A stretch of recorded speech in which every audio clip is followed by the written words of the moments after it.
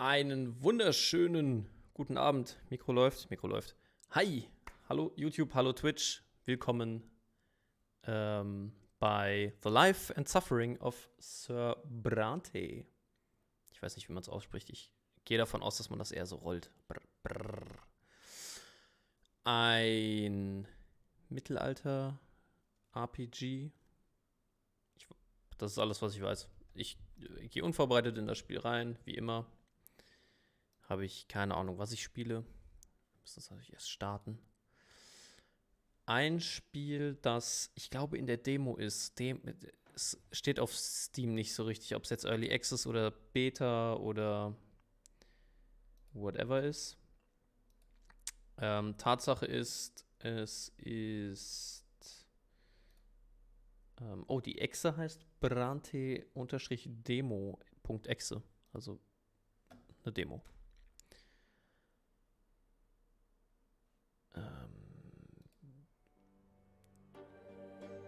The story of my life remains written on these pages. My fate has always... Oh. Okay, das war noch nicht das Intro. Also es war das, wie sagt man, der Vorspann vom Spiel. Ja, das ist Chapter 1 und 2. Und die ersten 2 Chapter halt als Demo. Es kommt irgendwann erstes Quartal 2021, also demnächst. Was es kosten wird, weiß ich nicht. Es ist ein kleines Entwicklerstudio scheinbar. Und der Größe des Entwicklerstudios entsprechend ist es halt auch nichts Krasses. Also es hat eigentlich gar keine Grafik. Es passiert alles auf Tagebuchseiten. Ey, wenn ich ein bisschen rot bin im Gesicht, ne? Ich habe gerade eben Beat Saber gespielt.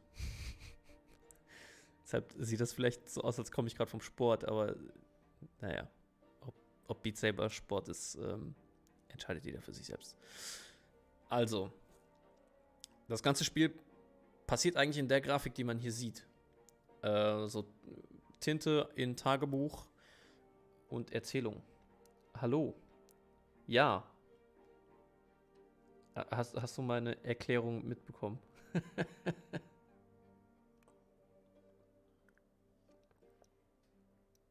Ich bin vielleicht ein bisschen verschwitzt. So. Das ist eigentlich alles, was ich über das Spiel weiß. Deshalb gehen wir direkt rein. Hier steht schon Pre-Order Now. Ich habe natürlich keine... Ich klicke mal drauf. Gucken, was passiert. Was passiert? Play for free. Pre-Order. Release Date Quartal 1. Hier steht aber nicht, was es doch. Was wird es denn kosten? 10 Euro. Das ist ja nicht so viel. Standard.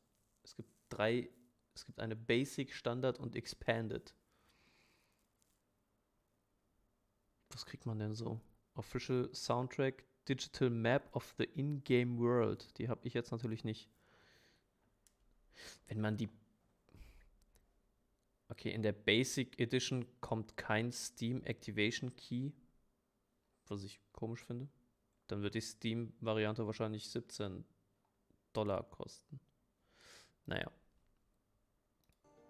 Egal. Bist dick und hast Beat Saber gespielt? Ja. Fast. Ich gehe mal davon aus, man hört das In-Game. Deshalb New Game. Los geht's. Enter your character's name, Sir. Wie heiße ich denn? Schlag mal einen Namen vor. Was Witziges. Gibt's einen Name Generator?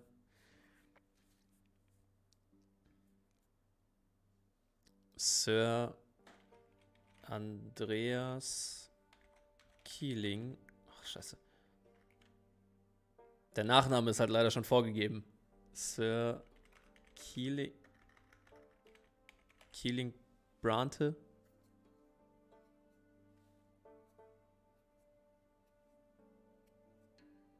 Passt das? Sir Andreas. Sir Cleo. Spiele und Namen, ne? Kann direkt schon eine halbe Stunde dauern.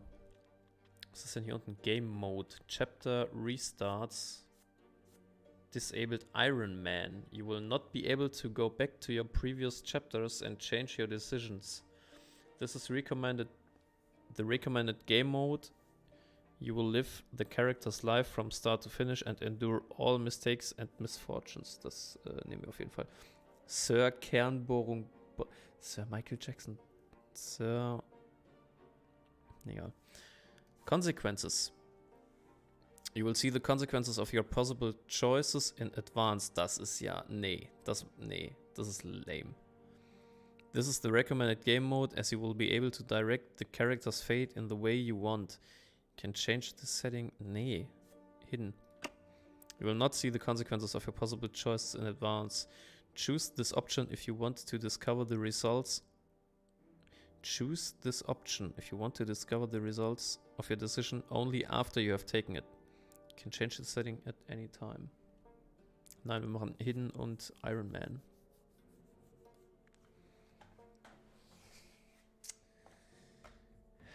Gibt's irgendein...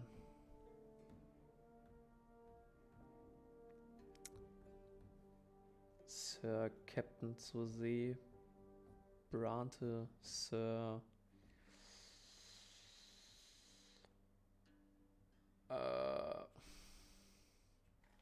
Komm, Sir Kielinnnng Brante. So, jetzt will ich mal kurz gucken. Okay, das funktioniert.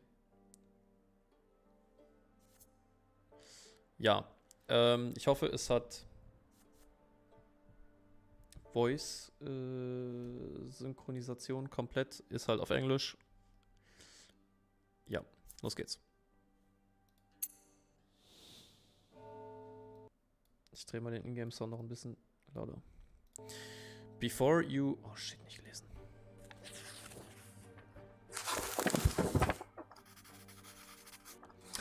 The end of time. Your fingers are stained with ink. Your breathing grows ragged.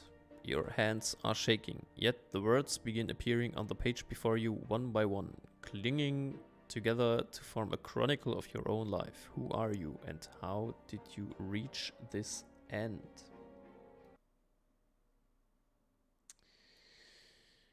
The end of time. Year 1118. You were born, raised and lived your entire life in the blessed Archnean Empire. In this land, a man's destiny is predetermined at the moment of his birth, whether human or Archnean, nobleman, priest. Whether human or Archnean, nobleman, priest, or lowborn commoner, all bent to the divine will of the twin gods. And each life is naught but a single cog in the universe's immeasurable machine. Okay, es wird viel zu lesen sein. Anscheinend ist nichts synchronisiert. The memories come flooding back. They engulf you as a merciless wave, binding together days that are thrice dead and gone.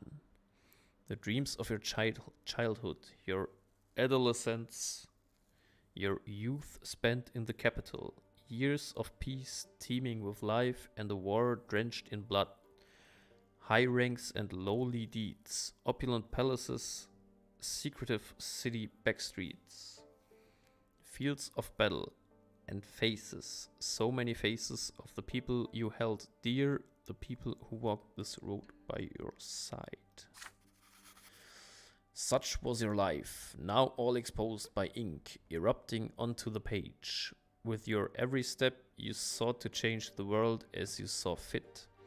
The choices of your upbringing, the path you carved in your youth, the fruits of your struggle, the consequences of your sacrifice. All of it led you to here, to the end of your time, and every choice had a price. Now, years and years later, the crossroads of your life echo in your memory, the pain and joy inextricably intermingled. Gott, hier lerne ich noch ein paar englische Fremdwörter. Could you have taken a different path, chosen a different calling, found a different place in the world? You had the power to alter the very course of history. Now, on the verge of death, you struggle with doubt, seeking answers to the last and most crucial question of all. Your life. Of all the paths in life, why did you walk this one? Did you choose your own fate, or was your life shaped by forces beyond your control? What determines a man's destiny? Okay, erste Auswahl. What determines a man's destiny? The man himself. Your life has always been yours to live. You made your own destiny. The world around him. Your path was charted for you by the people, the age, and the society in which you lived. A higher power. Your destiny was forged by a power greater than your own will. There is no destiny. Destiny does not exist. Human life is an exercise in chance. It is not governed by any laws. Ich wäre ja fürs Erste oder fürs Letzte. The man himself. You made your own destiny.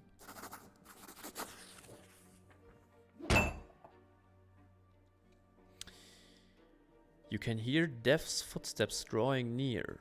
You square your shoulders and take a deep, full breath.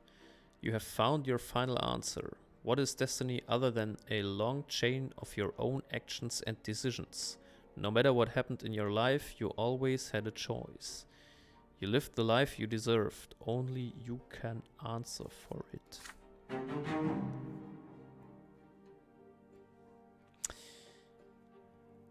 But are you right about this? Is it all true?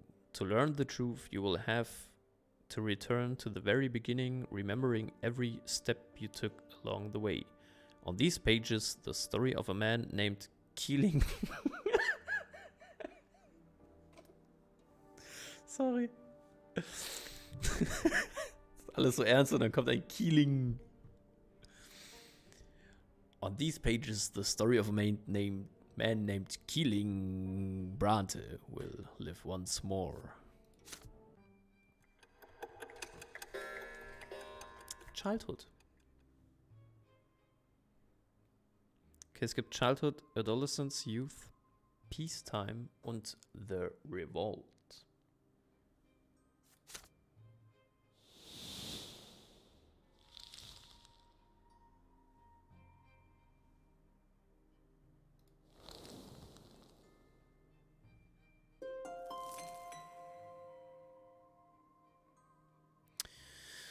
Childhood, where life begins. First words, first unsteady steps. You are but a small child learning about the world in which you were born. To you, everything is so new, so baffling, and so unforgiving.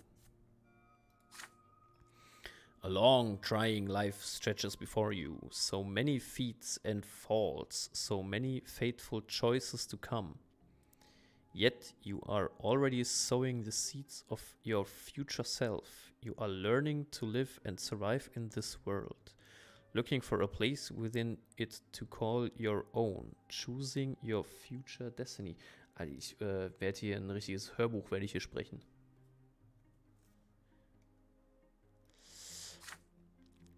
Who will you grow up to be?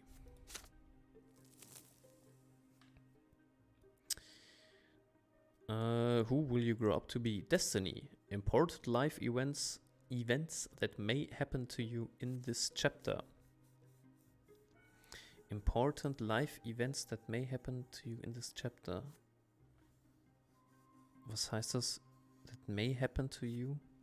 Ich sehe jetzt, was passieren könnte. Man sieht es natürlich nicht, weil mein Kopf im Weg ist. The fencing lesson. Conditions. Determination. Größer gleich 4. Train with father. Und you dare to study fencing like your father, even though you have no right to it by birth. Wieso nicht? Wieso habe ich keinen Right? Beyond. Conditions. Suffer your first death. Aber wenn ich sterbe, ist das Spiel Game Over. Oder nicht? As a small child, you suffer your first death and rebirth. Okay. Insight. Perception greater equals 4. Play with ants. Wir spielen mit Ameisen. You experience an insight when your mother tells you about the ways of the world and the lots of its inhabitants. Nobleman's Sacrament, Willpower, größer gleich 5. Kiss the Sword. You challenge the Sacred Order and attempt to seize a noble lot. Okay, anklicken kann ich davon nix. Personality. Your personal qualities at this age, they determine which choices you may take. Ist das jetzt Tutorial oder was? Das sind nicht meine Werte. Oder sind das... Doch, Determination 0. Represents your perseverance and strength of character, your ability to get your way. It affects your frame of mind and the skills you have when you grow up. Spineless 0 bis 1. Active 2 bis 3. Resolute oder Relentless. Ich gehe jetzt nicht jedes Mal mit dem Kopf aus dem Bild, ich lese es einfach vor. Perception represents how attentive you are to other people and the world around you, your ability to comprehend and learn. It affects your frame of mind and the skills you have when you grow up. Inattentive, curious, inquisitive, insightful.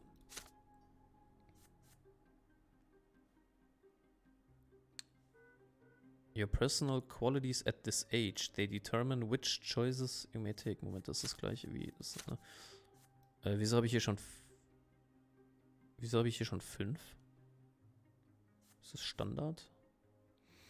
Represents your remaining inner strength and readiness for action. It is expended on difficult choices. Es gibt Minus, exhausted, ready for action, energetic und full of life. After suffering a lesser death, one is reborn. One who dies a true death faces the judgment of the twin gods. Untouched by death, reborn once, half dead,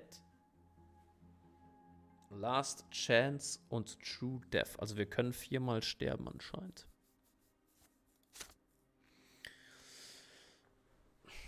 The sections that open in this chapter. Das sind die hier. Destiny screen is now available. Personality screen is now available. House of Brante, Kielinnnng Brante. Family screen is now available. Begin chapter. Okay, was können wir hier? Das ist Destiny.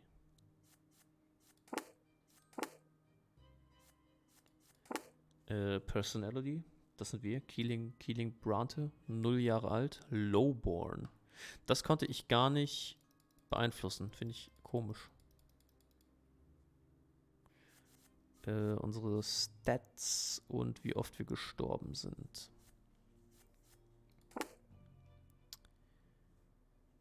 House of Brante. Reputation gibt's. Unser Haus hat eine Reputation. Represents the honor of your family and your position in high society. It affects how the nobility treats your family. Disgraced, tarnished honor, modest position, renowned among nobles, glorious house. Wealth ist, glaube ich, klar. Represents the financial state of your family, the level of your income and possessions. Alter, das ist Klingt ziemlich komplex, das Spiel. Komplexer als Cyberpunk.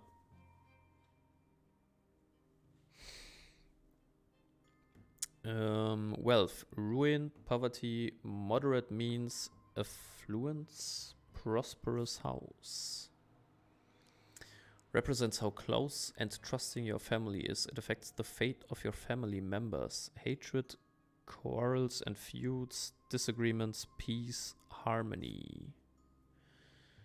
Was ist das? Heir. Wir haben einen Erben. Heißt das, ich kann auch mit dem Erben weiterspielen? Nee. Mein Brother, Relations, +1, Indifference. The heir of the Brante family and a noble by birth. Wir sind nicht noble, wir sind lowborn. The only child in the family to be raised in accordance with noble traditions. He is your grandfather's favorite and his hope for the future of the family.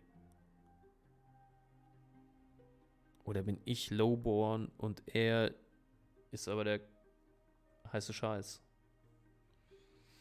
From a young age, he has been arrogant, aggressive, and competitive, striving to be first in all things and demonstrate his superiority to the family. Family. Gregor Brante, grandfather. Amalia Elborne, Robert Brante. Ach wait, er ist mein Halbbruder. Deswegen ist er die Rich Bitch oder was? Weil sie wahrscheinlich ist reich und sie ist ärmlich und deshalb, you know. Lydia Brante, Mother. Gloria, Sister.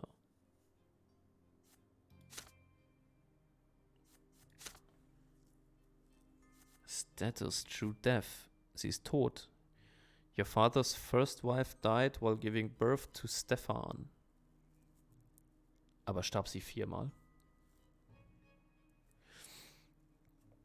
Noble woman of the sword. Stefan's birth mother. She died while giving birth to him. She was a noble woman of the sword and the sister of Augustine Elborne. Powerful family friend. The match between her and your father was your grandfather's doing.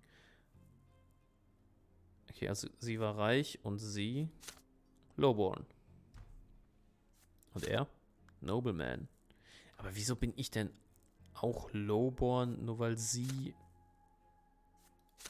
Also, müsste ich nicht durch ihn auch Noble sein? Was ist da los? Relations, Tod, Relations, Indifference, Nobleman of the Mental. Okay. Ich spring mal ins Chapter.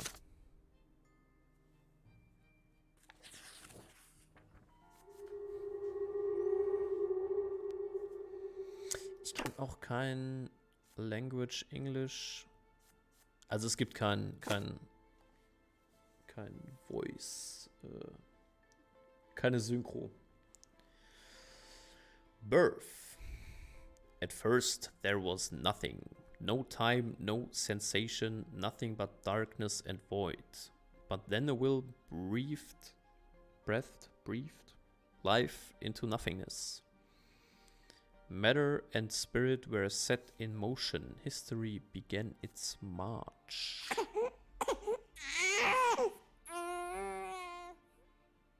It was your turn to enter this world. Your first memory. You are lying on your back, blinded by a bright white light. You are not alone. Above you tower the colossal figures of those who created you. You are part of them, and they are part of you. Between you and them is an inexplicable connection, a strong, unbreakable link. They will always watch over you, guard you, and protect you. It hurts to breathe. You let out the pain in the form of a desperate scream. Your creators, the creators of Kielinnnng Brante, extend their hands toward you. There are two of them, the ones who made you your form from their own selves and brought you into this world. They are united, yet as they lean closer, you begin to see how different they are. You can already feel their differences within you struggling against each other. Ja, weil die andere, die eine ist halt Lowborn, ne? Gibt halt Stress. The first figure is soft and emphatic, wise and merciful. The love that emanates from it wraps you head to toe like an invisible blanket. The warmth from it is never ending. Und der andere klatscht dich voll gegen die Wand. The second figure is strong and powerful, commanding and noble. It is harsh but fair, a beacon of guidance, a force of protection and merciless punishment for every misdeed. Yet there is also a third figure. It is like a shadow barely seen behind them, yet already pulsing with an unbreakable will to live.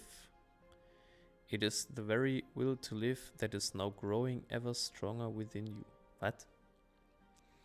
It is like a shadow barely seen behind them, yet already pulsing with an unbreakable will to live. It is the very will to live that is now growing ever stronger within you. It is the very will to live that is now growing ever stronger with you. Ich verstehe den Satz nicht. Also geht es jetzt gerade um mich oder um den Schatten?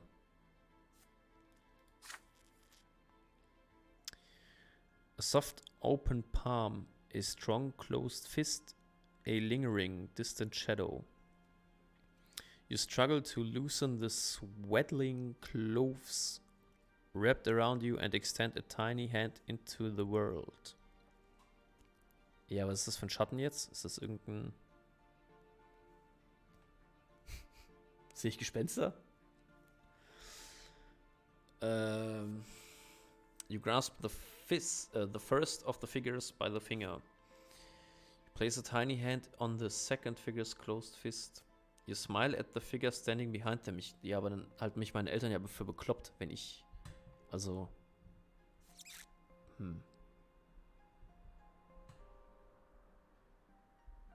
Wir nehmen die Fist. Andreas Kielinnnng Brante nimmt die Fist.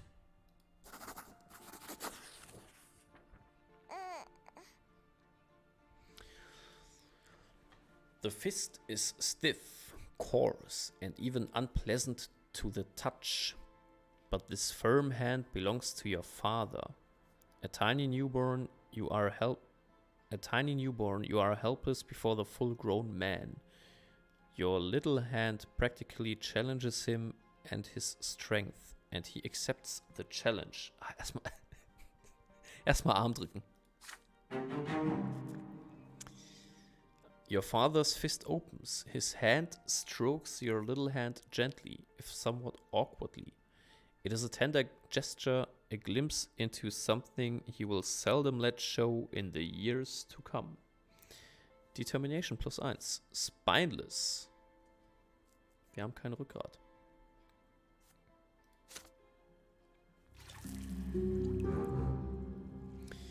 Your life in this world begins. How will you live it?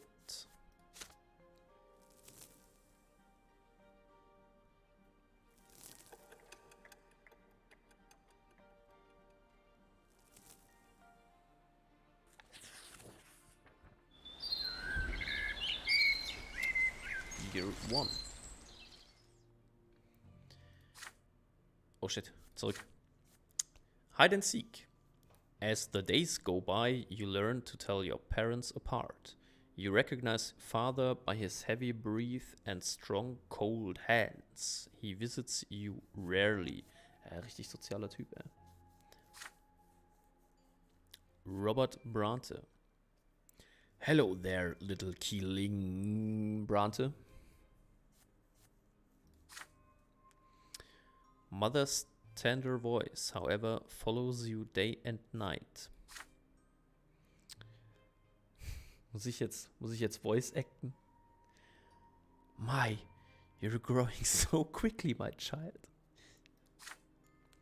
There are 2 more children in the family named Stefan and Gloria.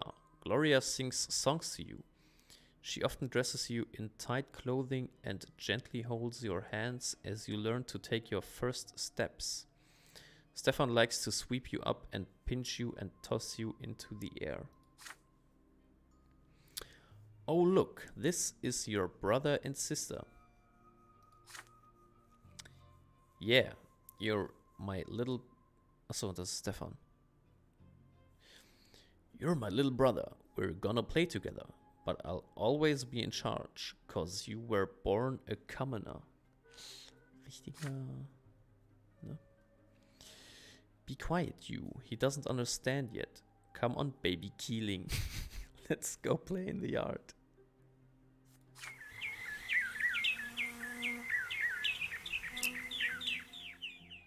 It's hot outside. You grip your brother's hand with one hand and your sister's with another as they help you walk down the giant stone stairs. Then you sit on the ground and start exploring the sparse blades of grass with your fingers. It tickles. In the sky far above and away from you is a gigantic pillar, a perfectly straight stick made of light. It is so bright it hurts to look at it. Ist das Sonnenstrahlen oder? Why are you staring at the shining pillar? It's not going anywhere, you know. I want to play hide and seek. He's just a little baby. How's he gonna play? Then you hide him and I'll try to find both of you. You have no idea what they are talking about, but you support them with happy cooing. This is strange, but so exciting. Stefan and Gloria glance at each other. Then your brother walks to a big tree, closes his eyes and starts shouting something. Gloria takes your hand and walks you through the yard. Ja gut, ich verstehe natürlich den kompletten Dialog, den die mit mir führen, aber wenn er anfängt zu zählen, naja. Your sister takes you behind some thick bushes by a tall wall. Hashtag Kernbohrung. The light from that light stick on the horizon barely reaches here. You can't see home from this place. The ground is crawling with tiny black bugs. Gloria sits you down on the ground and puts a finger to her mouth for some reason. And then she's gone.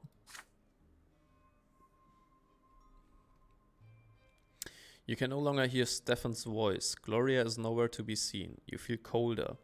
The bugs are no fun to play with. You've been sitting here for a long time completely alone. Nobody checks on you. Did they forget about you? Did they abandon you? Cry loudly, nay. Find your way home. You get up off the ground and start crawling through the bushes to find your way back home. You start playing with leaves, twigs and little bugs. Was würde Andreas Kielinnnng tun? Ich glaube, Andreas Kielinnnng würde mit Ameisen spielen. 100%.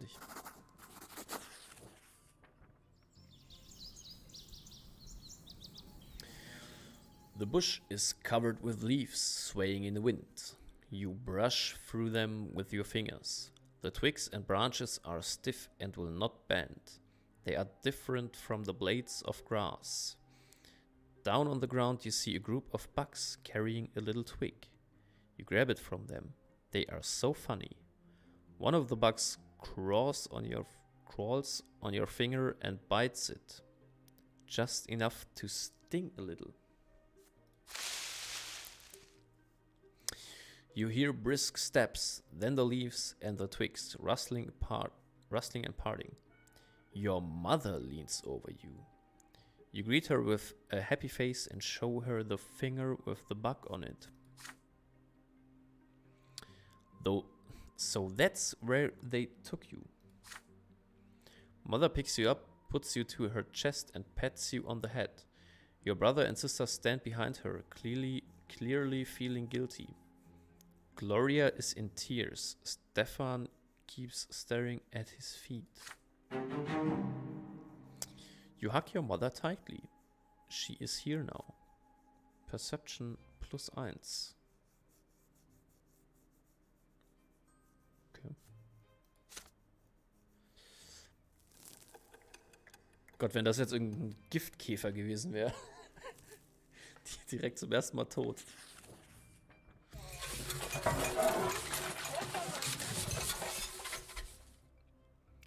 The Great Descent.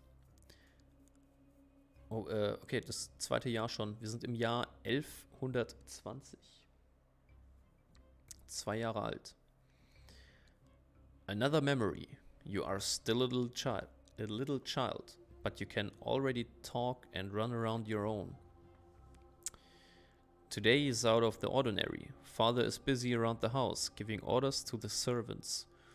Through the day, the kitchen has been abuzz with work, and there are solemn, gloomy preparations and candles being lit. Even your older brother Stefan is quiet today. Mother takes your hand and brings you to your sister Gloria. Oh, shit. My son, today is the Great Descent. We honor the day when the twin gods descended to us. We must spend this day in reverence to the gods. To the gods. Ich habe bei dem Wort habe ich immer ich habe zu viel Vikings geguckt. Die sprechen das immer so geil aus. To the gods.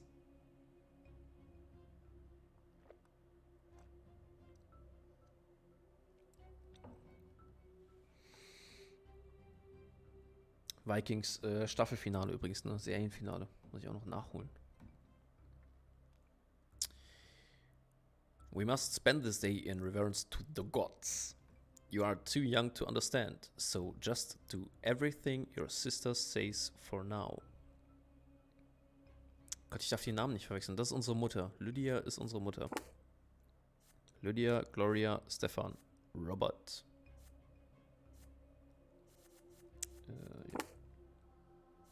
Ja. Gloria takes you to the playroom. There are no toys there, no chairs. Even the carpet has been taken away. There is nothing there but bare wooden floor. Today we are not allowed to go to any other rooms and will be eating nothing but gruel and stale bread. On the day of the Great Descent, everyone must be where they belong. Ach so, weil ich kein Noble bin, oder was? Aber sie ja auch nicht, ne? Sie ist auch kein Noble. Lowborn.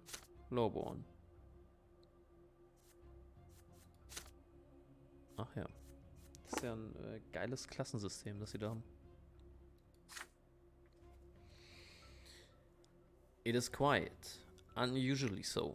Muffled voices from beyond the door are all you can hear. You are sitting on the cold floor, confused with no idea what to do. Then you hear your sister's voice, a lonely sound in the empty room.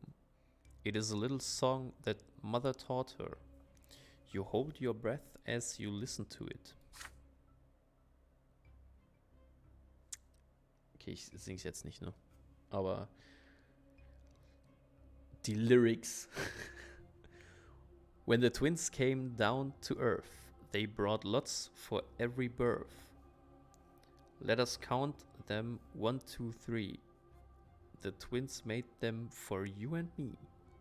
Nobles rule and bravely fight. They protect us with their might.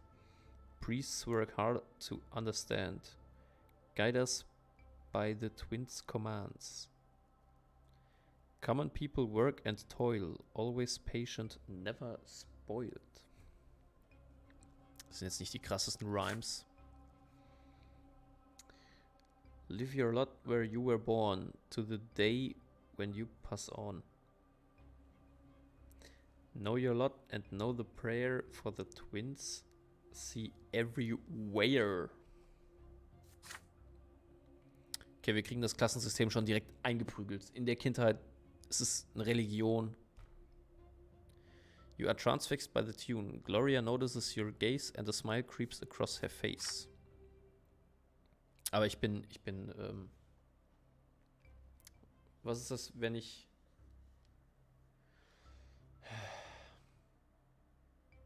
Agnostiker? Was ist ein Agnostiker?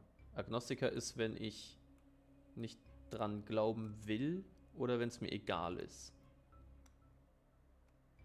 Ich glaube, einem Atheisten ist es egal und einem Agnostiker... ist egal. You like the rhyme, don't you, Kielinnnng? Do you know what it's all about? All about? Look, there are 3 lots. They were brought to us by the twins when they descended to us from the shining pillar. Remember that pillar of light on the horizon. That's it. You can see the shining pillar anytime from anywhere in the world. If you follow your lot as you live, you'll reach the peak of the pillar. And if you don't, you'll get eternal torment at the foot. If you follow your lot as you live, you'll reach the peak of the pillar. Also wenn ich mich verhalte wie ein armes Würstchen, weil ich Lowborn bin, komme ich nach Valhalla.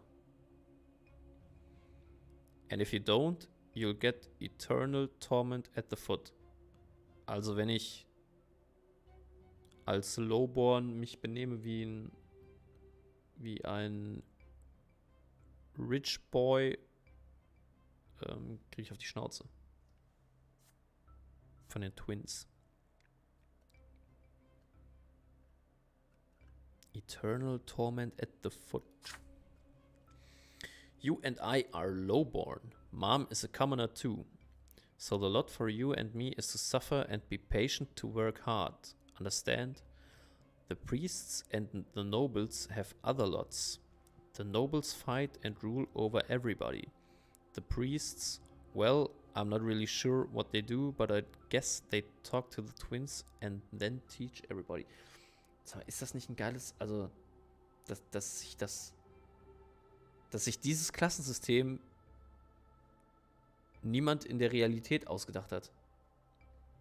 Das wäre so klassisch, weiß ich nicht, also...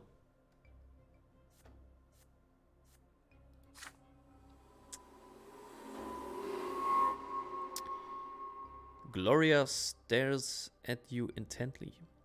Did you get it, silly? Then she shakes her head and keeps singing the song over and over again. Her voice transfixes you, drawing you in. The room starts to glow like the sky. From this light emerge 2 figures you have known ever since the moment of your birth. One of them embraces your sister's shoulder. The other stands guard behind her back. You watch this happening before your very eyes, unable to turn away. Ich habe zu viel Phasmophobia gespielt für den Scheiß. Naja, das sind scheinbar die Götter. Die gucken jetzt, dass wir lowbornen Stuff tun.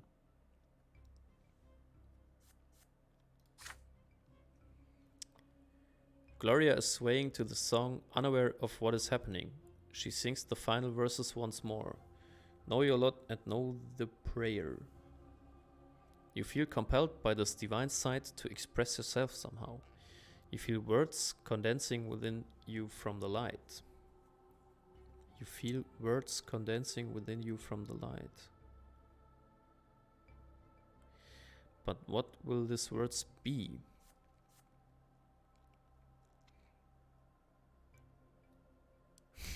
Oh Gott. Finish the song properly. You join your sister and finish the song the same way you heard it. Sing the last line wrong. You shout words of your own instead of the last line of the song. Ja, es gibt jetzt halt so eine, entweder bin ich halt gläubig oder nicht, aber es gibt jetzt keinen Mittelweg, einfach die Schnauze zu halten. Ich singe die letzte Line wrong. Ich bleibe nicht Lowborn. Also wir arbeiten uns schön.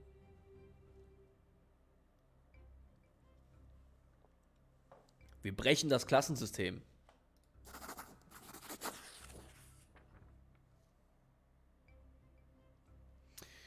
Know your lot and know the prayer.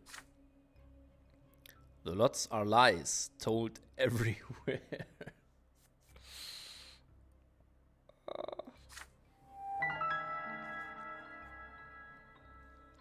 You shout these words, but you have no idea how they came to you. The shining pair standing behind her back turn to look at you. You can feel their gaze piercing you from top to bottom. When the moment passes, they melt into the dim light coming from the window. Now Gloria is staring at you. You see disappointment in her eyes. Kielinnnng! That's not the way the song ends. Why did you ruin it? You shrug, quite pleased with your cleverness. Determination +1. Active. Cool. Okay.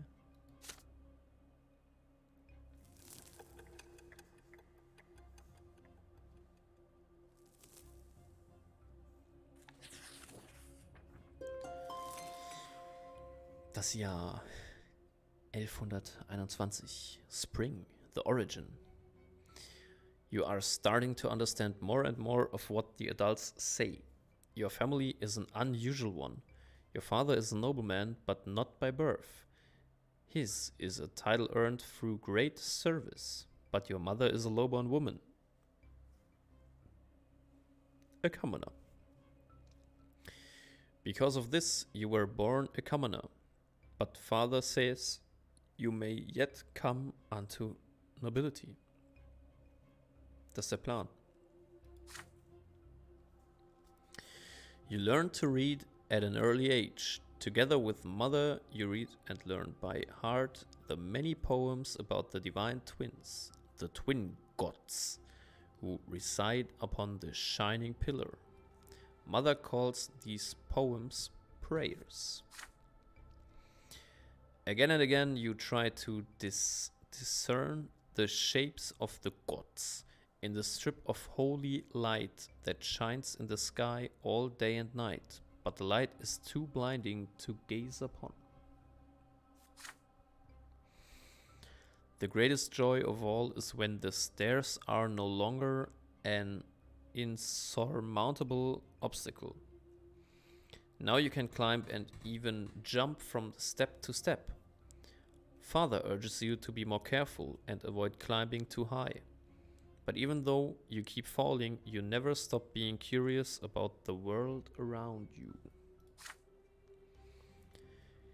Your older brother Stefan now spends less and less time playing with Gloria and you.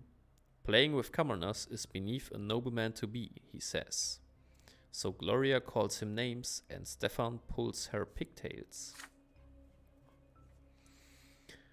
One fine evening, father gathers you all in the sitting room with an announcement. You will have another little brother or sister soon. Gloria asks him to bring home a little sister. Another brother would be too much. Stefan gets frustrated. There are too many little siblings getting in his way already. Soon you will be an older brother too. And it doesn't really matter who the youngest will be. Boy or girl, you will love them the most. When father comes back from his trips, he reads his adult books aloud for you. You find those stories of war and generals and rebellions enchanting, and father approves of your fascination. Study hard and maybe one day you'll become a noble of the mantle and earn your sword. But first you need to grow up. Growing up, the concept is as terrifying as it is alluring. Oh boy. Komm erstmal in mein Alter.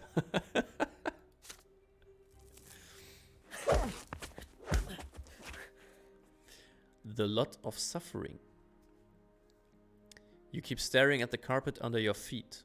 You are both ashamed and proud, and it feels odd. A scratch on your hand stings a little. Stefan is standing next to you, sniffling from pain. Your brother was training in the yard with a wooden sword. You wanted to play with him, but he ended up getting angry and throwing the sword at you. The stick hit you in the shoulder. You picked it up and hit him with it. Okay. So eine krasse Aktion dafür, dass es keine Entscheidung ist. You see mother's shows walking to and fro to. You see mother's shows walking to and fro on the carpet. You do not want to look up. You would rather not see her angry. She is not as gentle to you these days. Why did you hurt Stefan, Kielinnnng? You stammer out an explanation. He hit you first. You just hit him back. How dare he pester me like that? When I grow up, I'm gonna hit you with a real sword. Mother shushes you both and speaks to you again. Her voice is stern, and yet you can still feel her concern for you. Even if Stefan hits you, you cannot hit him back. You are my son, and I was born a commoner. Our lot is to suffer. But your brother was born from a noble father and a noble mother. His sacrament is coming soon, and then he'll rule over the likes of us. If you hurt a noble, you must be punished. That is your lot. And the sooner you learn it, the better off our entire family will be. Now Stefan looks at you in triumph. You look up at mother in fear, not sure what to do now. Accept punishment. Okay, dafür brauche ich Willpower größer gleich 5. You accept your guilt and tell mother you are ready to be punished. Deny your guilt. You continue to insist that you are not guilty and will not be punished, no matter what. You demand that mother explain why things are like this.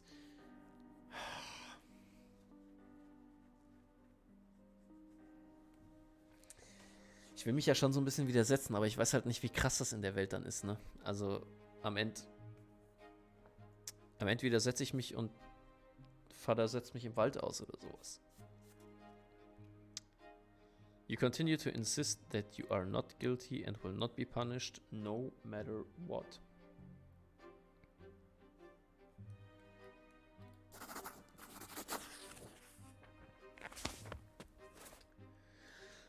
You break out of mother's arms and start screaming. You are innocent. You cry, and if he hits you, you'll hit him back. All fear and shame are gone. You stand up straight and stare defiantly into mother's eyes. Her expression grows bitter. She catches you by the collar of your shirt and drags you down the stairs. Ja, widersetz dich. Jetzt gibt's nämlich richtig auf die. I'm doing this for your own good. Do not defy me, Kielinnnng. You're born a commoner, my son. Power and will is not your lot. This is Stefan's lot. He'll become a noble soon. Life for you and me is humility and suffering. You have to accept it.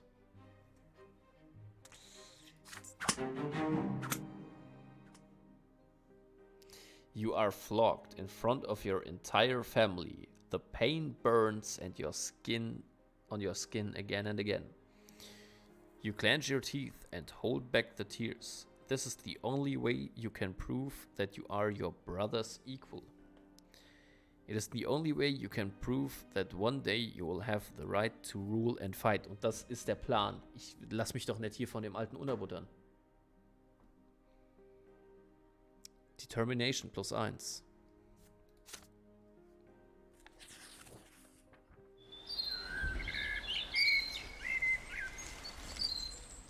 Gloria's rhymes.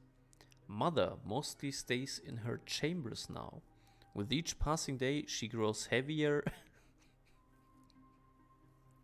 Punkt. She grows heavier. Punkt.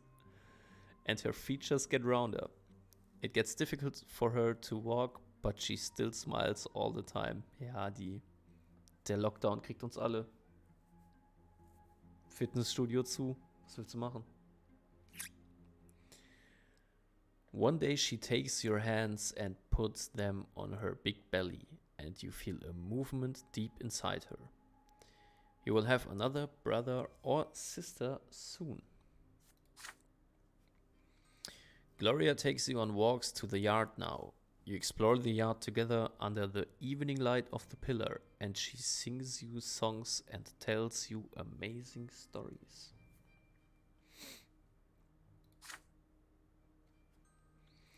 Hey Kielinnnng, do you want to hear a rhyme? I wrote it myself. There's even a bit about you, but don't tell anyone, okay? Writing poems and songs is only for nobles. If mommy hears about it, I'll get flogged. Remember how you got flogged for hitting Stefan? Our judge is my second father. In the past, I had another. Our judge is my second father. In the past, I had another. Mother says the twins are great. Says we should not fight our fate. Brother loves to jump around. Please don't fall down on the ground. See, I wrote a little rhyme. Please don't tell them it is mine. But today your sister is nowhere to be seen. She promised to take you to the old pond and show you the red frogs that live there, but then she vanished. The servants join you in your search. Even mother leaves her chambers when she hears the commotion. Finally, you find Gloria in the far corner of the garden. She is holding a quill and sheets of paper covered in poetry. Was ist denn ein Quill? She is holding a quill and sheets of paper covered in poetry. Wahrscheinlich eine Feder, wahrscheinlich. Eine Schreibfeder. Mother becomes angry the moment she sees it. She looks through the poetry and her face grows dark with rage. Gloria is standing before her, wringing her hands and looking for an opportunity to run. But there seems to be no escape. Wieso ist sie jetzt auch so... Ich dachte, sie soll mir erklären, dass ich mich wie ein Lowborn verhalten soll, aber jetzt widersetzt sie sich auch so ein bisschen. What is this nonsense, Gloria? We talked about this. You were told to take care of your little brother. You are absolutely not allowed to entertain yourself with this writing. I can decide that for myself, Mom. No, you cannot. It has already been decided by the gods. And he's not a little brother anymore. He doesn't need a nanny. And I need some time alone to think for myself. I'm not hurting anyone. You are a commoner and a future wife. It's time you learned how to properly care for children. Wait, wie alt ist sie? Sie ist nicht viel älter als ich. Had your disgraceful former father kept me in his house, you could have been born a noble. But that is not our fate, and you are absolutely forbidden from ever spoiling paper and wasting ink again. Warum wäre sie als Nobel geboren, wenn... Had your disgraceful former father kept me in his house, you could have been born a noble. Das heißt, ihr Vater ist ein Nobel, hat sie aber rausgeschmissen. Aber mein Vater ist doch auch ein Nobel. Also warum bin ich dann nicht auch einer? Egal.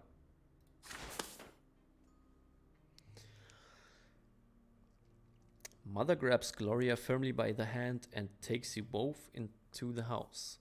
The scribbled sheets fly into the fireplace. Gloria sobs violently. You are a bystander to the scene, unsure of how to act. Ja, ich halt mit Gloria. Was ist da los? Complain about your sister. You complain to Mother about how Gloria often leaves you alone. Nee, das machen wir nicht. Okay, das können wir nicht nehmen, weil wir nicht genug Perception haben. Offer to write rhymes with her. When nobody can hear you, you offer to write poems with Gloria. Comfort your sister. You comfort Gloria and say that Mother is wrong. You retreat to your room without saying a word. Ja, komm. Wir halten zu ihr. Mother leaves. The last of your sister's poetry burns away in the fireplace. You walk up to your crying sister and take her by the hand. None of this is her fault, you say. What Mother did is wrong and far too harsh. Gloria sniffles before speaking. But I did leave you all alone. You're not mad at me, really. You nod in reassurance. Gloria embraces you. Kielinnnng, you're the best little brother in the world. Nice. Sympathy. The two of you make a little deal. She promises to tell you when she wants to be alone, and you promise to protect her and her secrets always. Gratitude.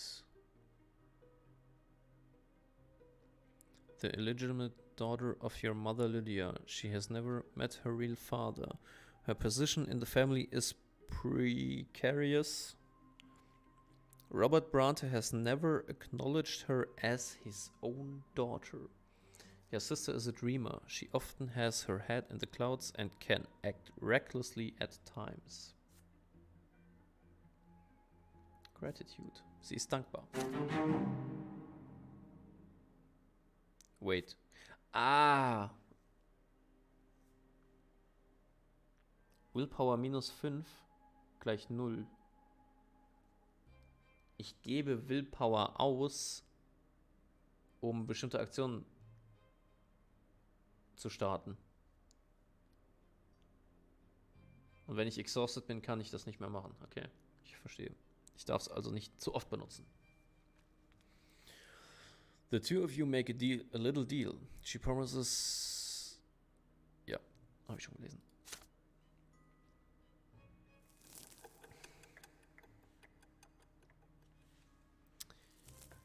"4 years.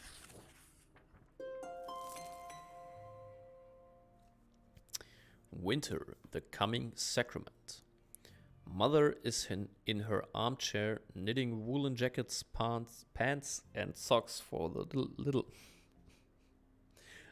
Ach Gott. Was trinken. Ich habe noch nie so viel gesprochen im Stream.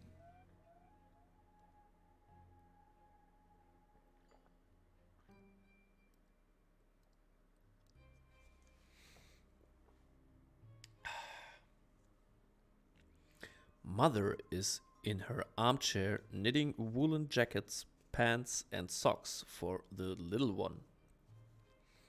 The baby will need to be kept warm, she says. Father spends less time at home now. Mother says he's very busy with his important job. He is a judge, after all. One day you decide to ask Mother about Stefan and Gloria. How come they're brother and sister to you, but not siblings to each other? Oh, die Bienchen und die Blümchen. Well, my dear, I didn't give birth to Stefan, you see. He's the son of another mother. And Gloria is the daughter of another father. Come now, don't knit your brow like that. You'll understand when you are older. Oh yeah. How's that even possible? You're all family, aren't you? Several days later, Mother calls Stefan and Gloria to the sitting room. You sneak in after them. At first, Mother gets angry and asks you to leave, but then she relents. You are told to sit still, be quiet, and remember every word you hear.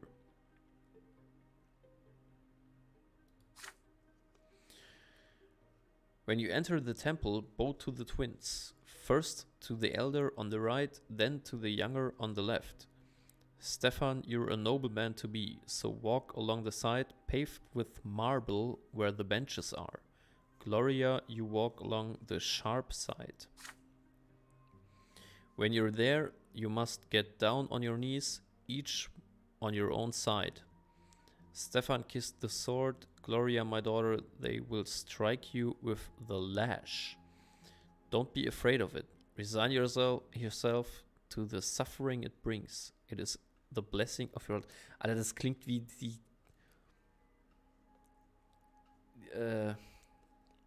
Naja. Religion in Kombination mit Klassensystem in Perfektion.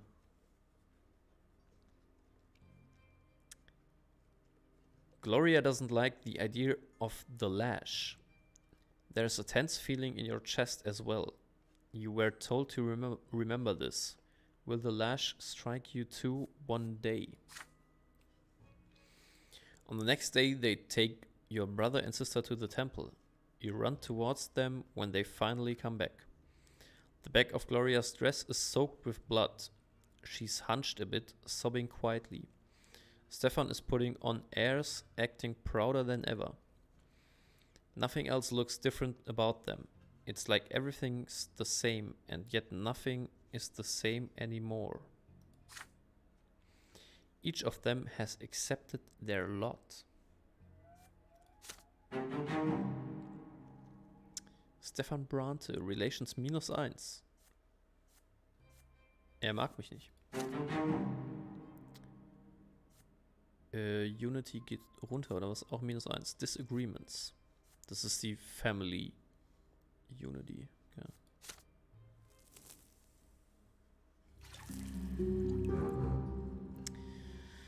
Brother and Sister's Sacrament. Your siblings Stefan and Gloria took their first sacrament at the temple.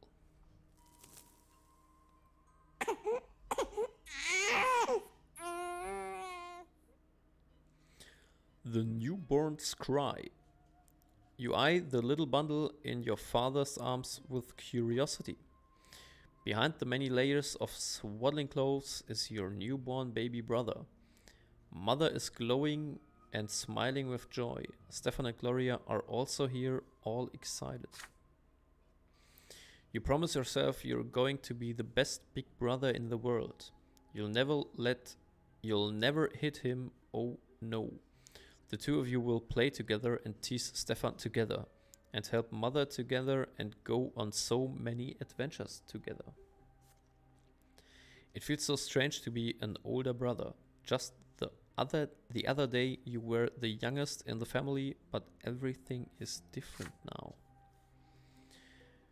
Your parents name your little brother Nathan, and Mother spends day and night by his side. And Nathan cries all the time, day and night. Mother barely gets any sleep. She is so worn out, she starts forgetting things. Like today, for instance, she forgot her knitting in the armchair in the sitting room. You'd better bring it back to her as soon as possible. You run to Mother's bedroom. You miss her smile so much. You walk in without saying hello and give her the knitting. But instead of gratitude, you get an ice-cold, exhausted stare. Nathan is also there, screaming all the time. Go away, Kielinnnng, you're bothering me.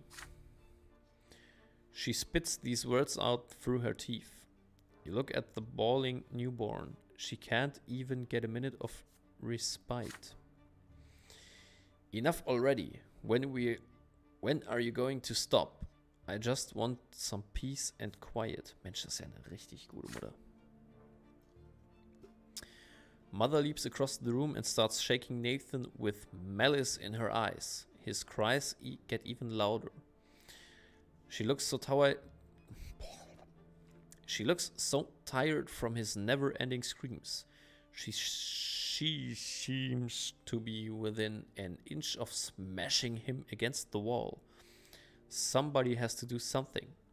You are scared of your mother right now, but you fear for Nathan's life much more. Call father for help. You run to father's study as fast as you can and ask him to calm her down. Redirect her anger to yourself. You try your best to bring her back to her senses. Snatch Nathan from Mother, das kann ich nicht machen, weil ich brauche mehr Willpower. Ja, hätte ich eben keine Willpower für Gloria ausgegeben, könnte ich das jetzt machen. Hug Mother könnte ich nur, wenn Lydia dankbar ist, aber das ist sie nicht. You run up to Mother to calm her. Oder wäre sie dann dankbar? Nee, sie müsste dankbar sein. Das ist eine Condition. Ja. Ja, komm. Wir kassieren für unseren Bruder. Mother keeps shaking Nathan violently and you cannot stay away any longer. He is no longer bawling, he is shrieking. Just leave me alone. But then out comes your voice, so loud it drowns out their cries. No, it's not Nathan's fault, Mother. You're just tired. Please don't do anything to my little brother. If you have to punish somebody, punish me instead. He's too young, he won't understand. Your mother freezes and looks at you, her eyes two narrow slits. Her stare is cold and full of pure wrath.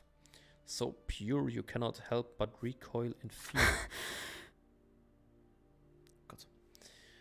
Are you trying to teach me how to take care of a child? Are you giving me lessons on calming a newborn baby? Ja, offensichtlich brauchst du ein paar Lessons. Your insolent, insipid, nagging know-it-all. It's time you learned your place. She puts Nathan on the bed sheets, then moves toward you. You step back, but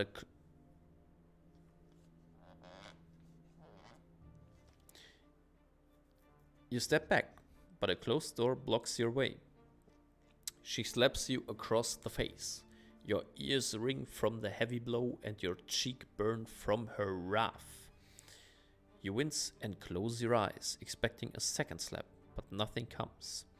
Nothing but Mother's heavy breath and Nathan's shrill cries. Then there's a knock at the door. You step aside. Father walks in. He looks at you, clutching a reddened cheek. At the bawling baby, at Mother, her eyes red with rage and tears, her breath heavy and ragged. Go to your room, son. I'll join you soon. You do as you're told. Back in your room, you press your aching cheek against the cold window, hurt and dazed by what just happened.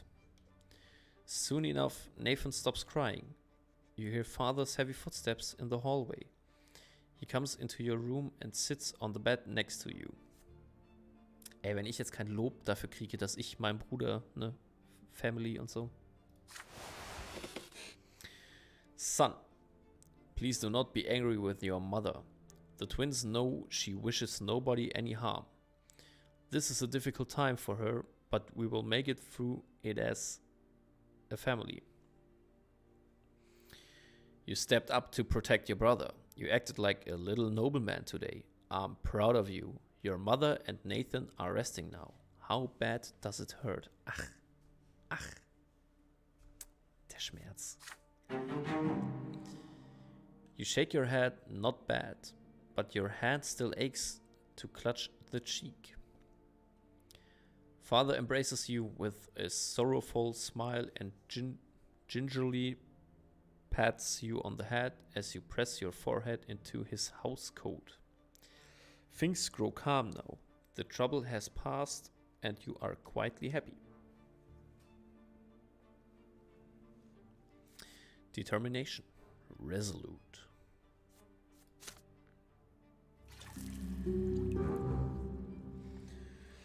Your younger brother Nathan is born.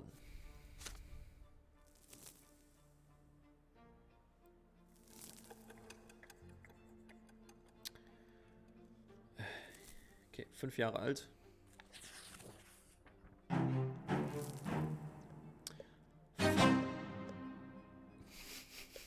Ich weiß nicht, wie laut die Ingame-Sounds sind, aber so manchmal. Naja. Father's Sword. This event is a consequence of your previous actions. Weil ich determined bin, nämlich, kann ich ihn jetzt challengen.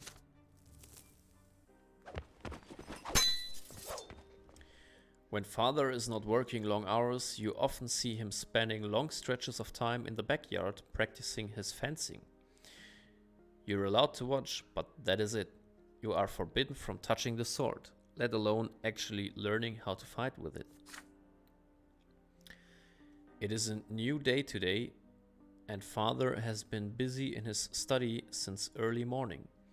Mother took Gloria and Nathan to the shops. Your studies are done for today. The house is empty. You spot father's sword hanging by the yard door. He must have left it there by accident after a training session. You deliberate at first, then grab the sword with resolve and run outside. At last you have a chance to see it up close. It is a small sword used for dueling, heavy and devoid of any ornamentation. You recall that it was made specifically for him. The weapon is difficult to handle. Its heft makes the palm of your hand shake. As you get used to it, you try your best to imitate father's feints. Your technique leaves much to be desired, but at least it's something. You imagine yourself fighting for the family's honor as the thin blade slices through the air. But you swing too far back. The blade nicks your shoulder and cuts through your shirt, staining the fabric crimson. The sword falls to the ground with a dull clang. You try to apply pressure to the wound to make it stop bleeding, but all you do is make the blood flow faster. Kielinnnng, what are you doing here? The familiar voice hurts you more than the cut of the sword. Father walks up to you briskly. His rugged arms rip off a length of cloth and bandage your shoulder. He squats by your side and pulls you into an awkward embrace. My son, why did you have to take the sword? You know you're not supposed to hold it. This is no toy. It is a weapon that can take lives. I know how you feel. I used to yearn for my father's dueling sword back when I was a lad. One day you might have a chance to earn the right to carry a weapon, but first you must have patience and study and become a noble. When that day comes, I will be proud to teach you myself. You rarely spend time with father without someone else around. There is paternal love in his voice, so much that even the cut on your shoulder barely hurts now. You would be glad to be convinced by what he says. But now, can you forget your dream? But how can you forget your dream? How can you abandon it just to earn father's approval? Is it right for him to ask was für ein Traum? How can you forget your dream? How can you abandon it just to earn father's approval? Is it right for him to ask so much of you? Hä?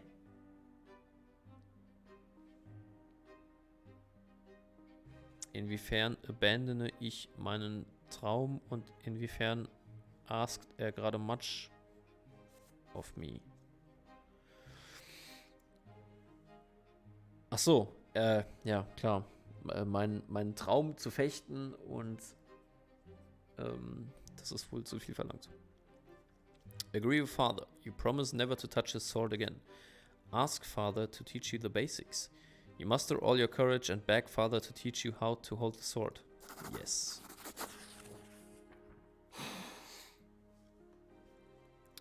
Father's inquisitive look presses you for an answer.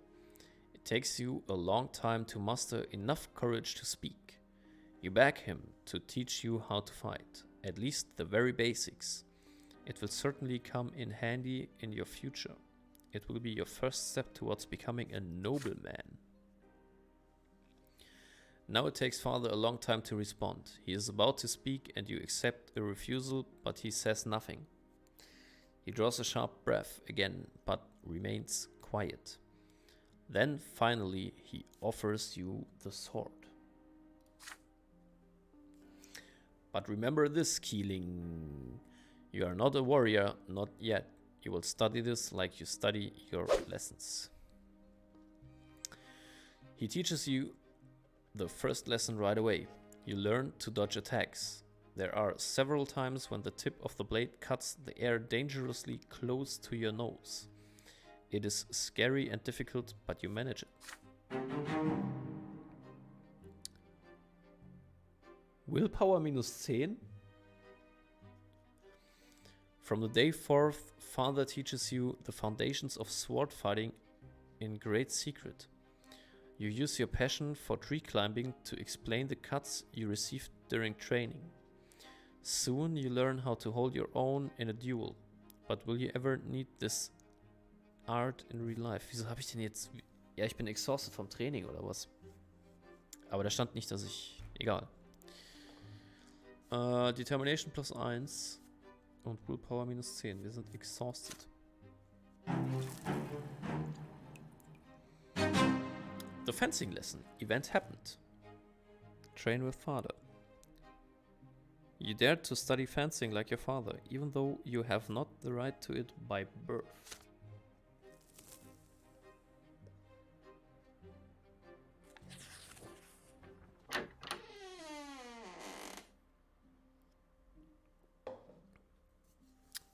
Toy soldiers.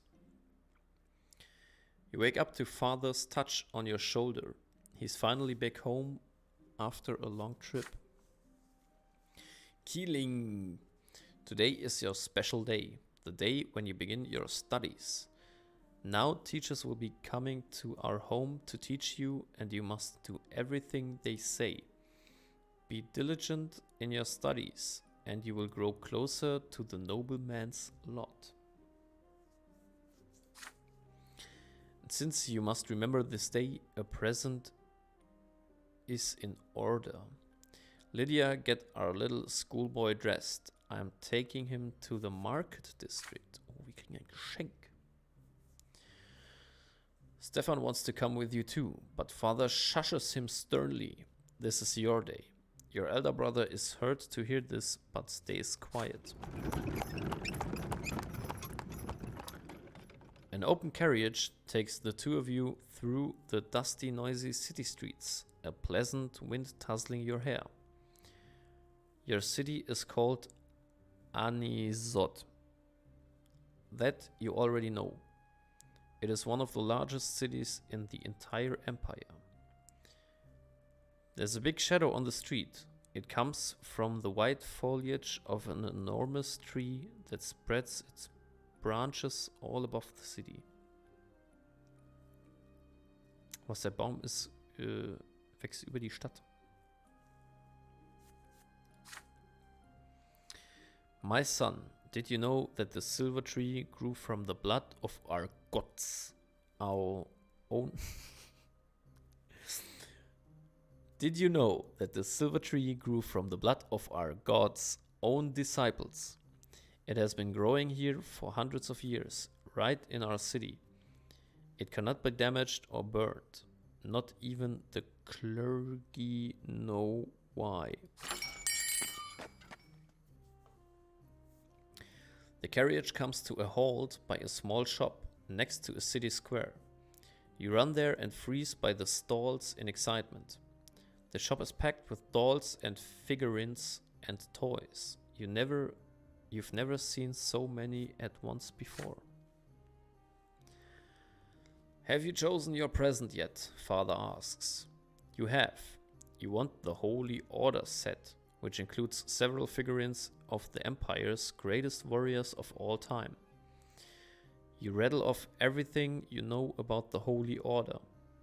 They were the ones who aided the Emperor's own forces in seizing the province of Magra and storming our city. That's how we joined the Empire. You rattle off everything you know about the Holy Order. They were the ones who aided the Emperor's own forces in seizing the province of Magra and storming our city. That's how we joined the Empire. Father nods in approval. Very well. War isn't your lot for now, but maybe these toy soldiers will teach you to think like a general. We will lead them into battle and study military strategy. Go ahead, take your present. Having said this, Father turns away to examine the books. You run to the box of toy soldiers, delirious with excitement. But there's a fancy-dressed boy in your way. He's about to take your warriors for himself. He elbows you aside and reaches for the box. Anger overcomes you and you push him from behind. Your opponent falls to the floor. The rich boy screams so loudly everybody in the shop hears it. He hit me, he hit me. A tall tower of a man looms over you. This is the boy's father. But then you feel your own father's hands on your shoulders. What happened? You press against Father, your mind more at ease now. He will protect you. Yes, you shoved the boy to the floor in front of everyone, but he tried to take your present for himself. Father turns around to face him when he hears these words. Is this true, Kielinnnng? Did you strike the son of a nobleman? Vielleicht. Ja, das admit your guilt und tell him the truth. Ist das nicht irgendwie das Gleiche? Deny your guilt. You quietly say that it was an accident. You tell Father that you repaid the impudent boy in kind. You step between the adults and say that it is all your fault. Ja, das können wir leider nicht machen. Wir sind leider exhausted vom Schwerttraining. Ich kann leider... Was soll ich machen?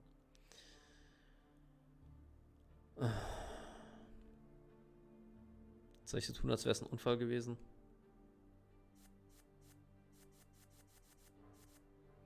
You tell Father that you repaid the impudent boy in kind.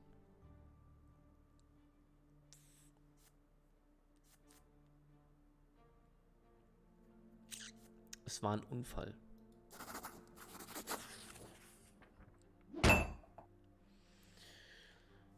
You hide behind Father and deny all wrongdoing. The boy was too clumsy.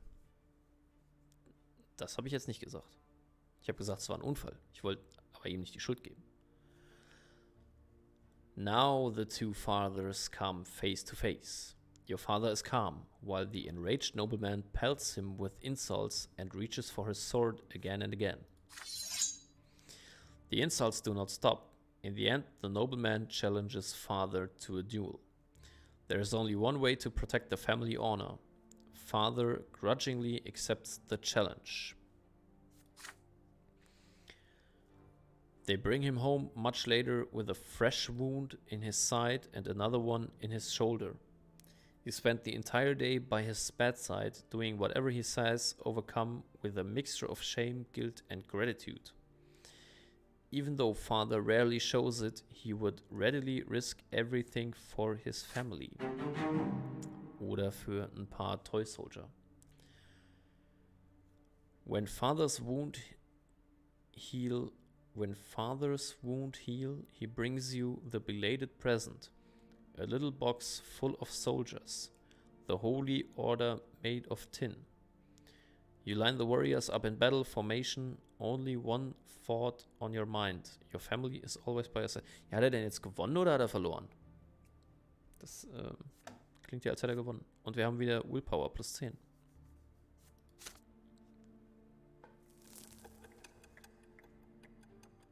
Nice.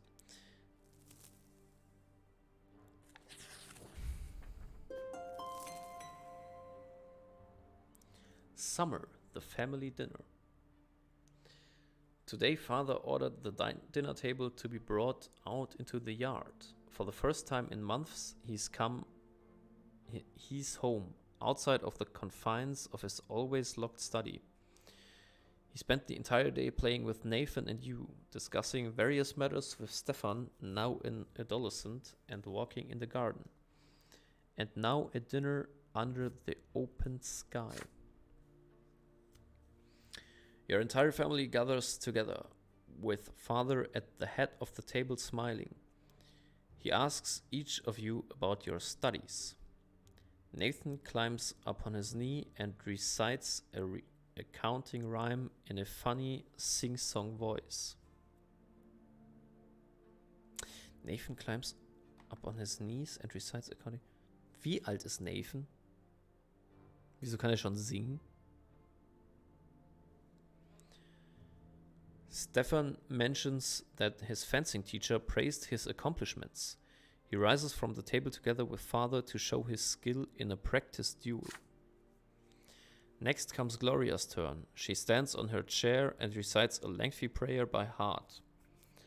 Mother showers your sister with praise. Father chuckles quietly, hiding a smile in his mustache.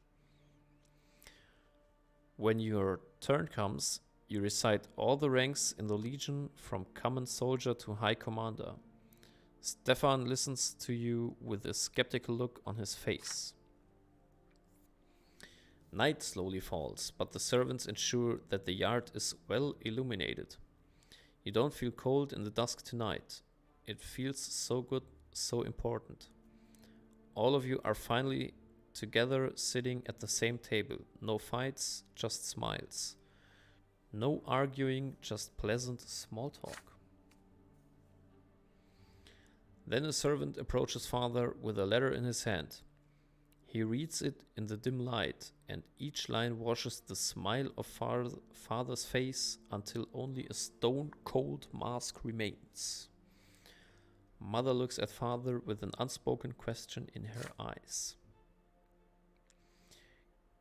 Gregor Brante is coming back to eines. He is the head of our family, my father. Oh, grandfather. Your grandfather Gregor Brante returned to the family home from the capital.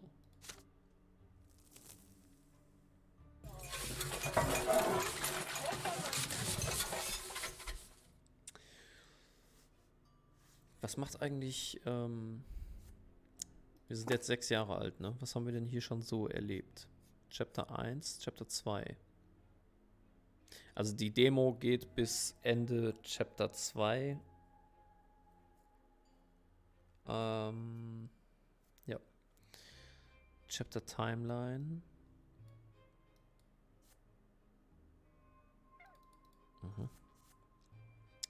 Beyond, wir sind noch nicht gestorben. Wir haben noch nicht mit Ameisen gespielt. Und you challenge the sacred order and attempt to seize a noble lot. Jetzt schon? Nein, wait. Das betrifft ja nicht nur Chapter 1. Oder doch? Nee.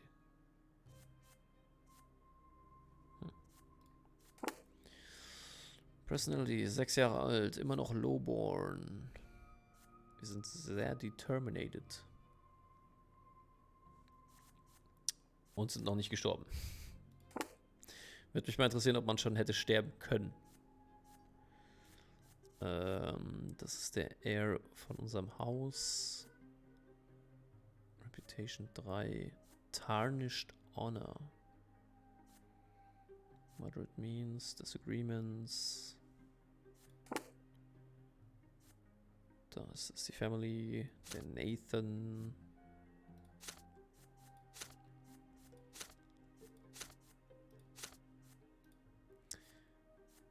Jo. The Intrusion. Ever since the news of grandfather's impending arrival, there has not been a single day when the house has not been cleaned and decorated. Your parents anxiously make sure everything is in order. They tell you to wash your face and hands after walks and scold you for leaving books on the floor. They tell Gloria she will be flogged if she is ever seen hiding in the attic. They make Stefan stay in his room. Even baby Nathan gets in trouble. Everyone is on the edge. Then one day grandfather arrives. It is a grim day, so hot your neck is sticky with sweat.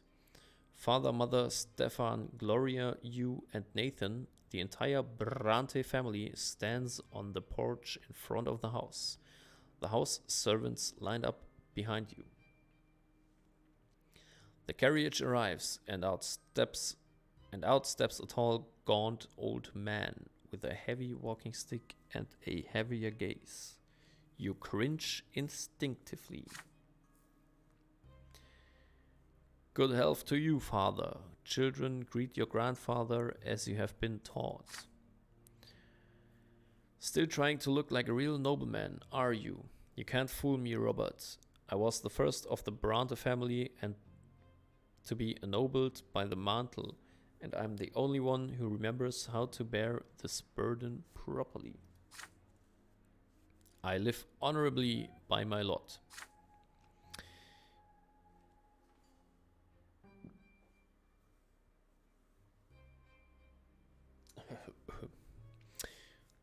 Your marriage to that lowborn wench cut us off from ever becoming nobles of the sword. My progeny could have been born bearing noble blood. Was hast du gegen meine Mutter? Father, I beg you, this is not the place.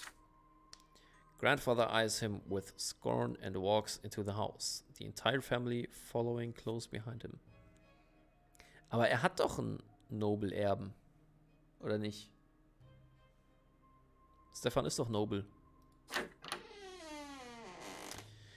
I've been away far too long. The entire house is a mess. This is an insult. How can you live in such a pigsty, Robert? The servants have grown far too lazy, all thanks to your commoner of a wife. I warned you, did I not? And yet you did as you saw fit. And the children, what do they know of tradition and honor? They are being raised in a virtuous family, father. And now you're speaking like a lowborn who's content to live in humility. Twins willing, now that I'm here, this will not happen again. I'm taking your oldest son to the capital. I see you cannot provide Stefan with a proper education, so I will correct your mistake. Your brother's fate has been decided just like that. Father does not object. He orders the servants to prepare Stefan for the journey. Stefan freezes in place, glancing at grandfather and father again and again. The latter puts a hand on his shoulder reassuringly. Grandfather's lips are a tight line, white with contempt. The house is examined room after room. Everything grandfather sees is showered with scorn. He scuffs at a crease on a blanket in Nathan's crib in Mother's bedroom. He mocks Gloria's knitting in her room. The door to your room is next. What is this, Robert? Tin soldiers in your youngest son's room. He was born a commoner. I won't have him daydreaming of battle. Grandfather seizes the box containing the tin warriors of the Holy Order. Your father stays silent. Anger and fear boil within you. This is your big present from the first day of your studies. It means so much to you. But what if he's right? What if you need to prove your right to command the toy soldiers first? Grandfather shakes his head in disapproval and shoves the toy box into the roaring fireplace. If you wait too long, they will melt in the flames. Rescue your tin warriors. Burst into tears oder strike grandfather. Driven mad by anger and injustice, you kick grandfather in the leg. Nee, besser nicht. Okay, ich kann nur... You start crying, overwhelmed by the horrible sight. Watch them melt helplessly. Grandfather is right. These toys are nothing but a distraction from your studies. Rescue your tin warriors.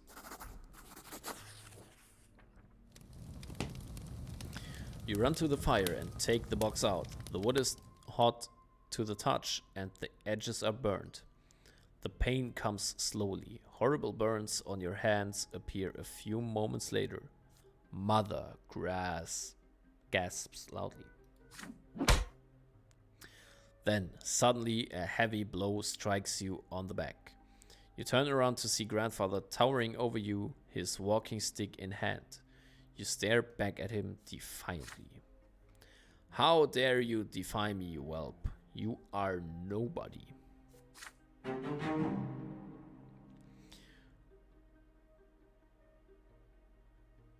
Furious, grandfather wrenches the toy box out of your hands and leaves the room. Father follows him immediately, yet he sneaks in a hidden smile for you before he's gone. Wieso kriege ich bei Gregor Relations +1? Ich dachte, die Aktion fand er doof. Oder insgeheim fand er sie vielleicht doch cool. Keine Ahnung. Determination +1.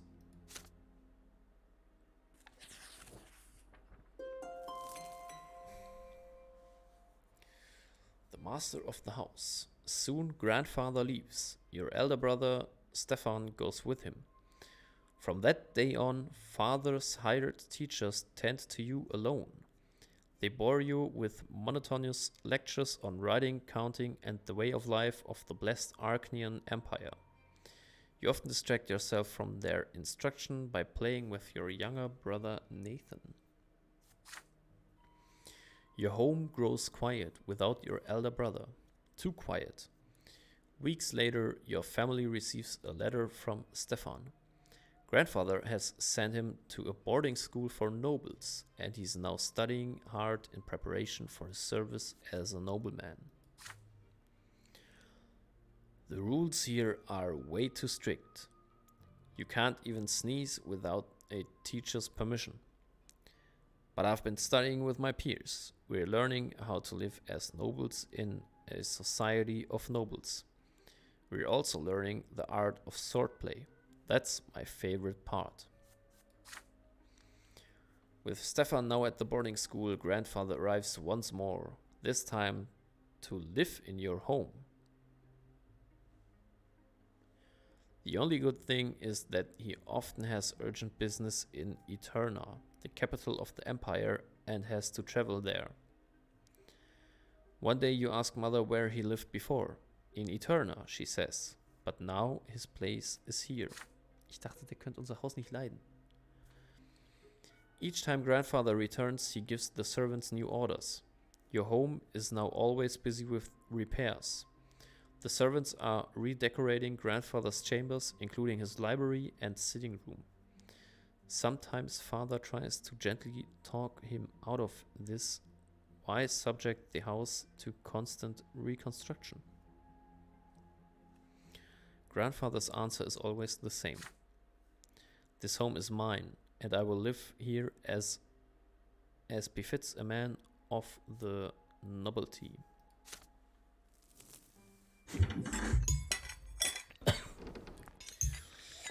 An illustrious guest.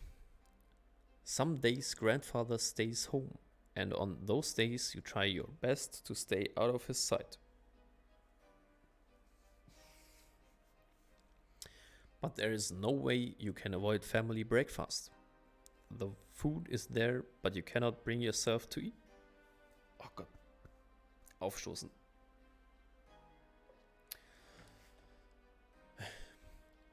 But there's no way you can avoid family breakfast. The food is there, but you cannot bring yourself to eat it. Mother's eyes are red and sullen. She has been crying all night again. Grandfather sits at the head of the table where nobody used to sit before. Robert, it is high time your youngest sons underwent their sacraments. It is high time your youngest sons underwent their sacraments. Mein Sacrament. Sir Brante, please, let them live free for the lot for a while longer. They are but... Shut your mouth, Robert, that wife of yours is impertinent enough to interrupt me. If this ever happens again, she'll be eating her gruel with the servants in the kitchen where she belongs. It is time you considered a real marriage, Robert. One to a woman of the proper station. Gloria drops her fork. Grandfather shoots her a scathing look. A tear rolls down mother's cheek. Father does not look away from the plate, his hands clenched into fists. Baroness L. Lodder is such a woman. L. Lodder. Lodder. She is a comely widow and a fine match. She is suing for her inheritance right now and could use proper support and a husband. You can keep your lowborn Lydia around if you like. Servant, kept woman, lover, I don't care. I will not do that, father. I'm the head of this family, and the family's standing took a severe blow after you married the commoner. It is unthinkable. How could you give up the memory of a beautiful Amelia Elborne for this lowly woman and that bastard child of hers? But now you have a chance to set things right. Don't disappoint me. Father nods curtly, trying to not look in mother's direction. Father, I wish to see Stefan. If I find your conduct in the Baroness's presence satisfactory enough, then you may see him. She is coming for a visit tomorrow. Be prepared. Grandfather wipes his mouth with his napkin, throws it onto his plate and leaves. Mother's lips move silently. Nobody says a word. Then father stands up and orders you and the other children back to your rooms. He needs to speak to mother in private. Father comes to your room before bedtime. He sits on the edge of the bed and adjusts a crease on the woolen blanket. He distanced himself from you after Stefan's departure, so you're not used to such attention from him. In the candlelight, you can see his face in the dark. There is a sour expression on it. My son, Baroness Emma L. Lodder, will be visiting us tomorrow. Please be polite and treat her with respect. Nathan will do as you do. I want this dinner to be as immaculate as possible. Don't let me down.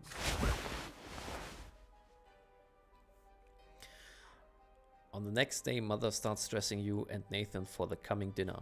You see red all around her eyes. She's been crying and for a long time. It hurts just to look at her. Nathan starts whining quietly. You and Nathan are dressed in new doublés, your tousled hair brushed into shape. Gloria is told to stay in her room. Father appears wearing his best suit. Mother is in a humble brown dress, looking pale. Grandfather has an uncharacteristically contented look about him.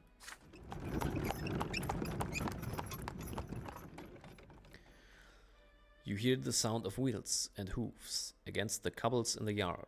Then a pair of dainty heels come clacking. The antechamber is completely quiet and still. Fearing great-grandfather's observant eye, the door opens.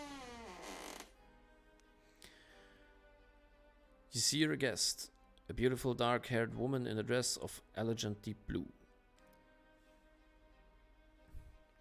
Father takes the hand of Lady L. Lodda and kisses it, showering her in compliments. Grandfather's face is beaming in her presence. No one even bothers to introduce Mother. Baroness, allow me to introduce you Robert's sons Kielinnnng and Nathan Brante.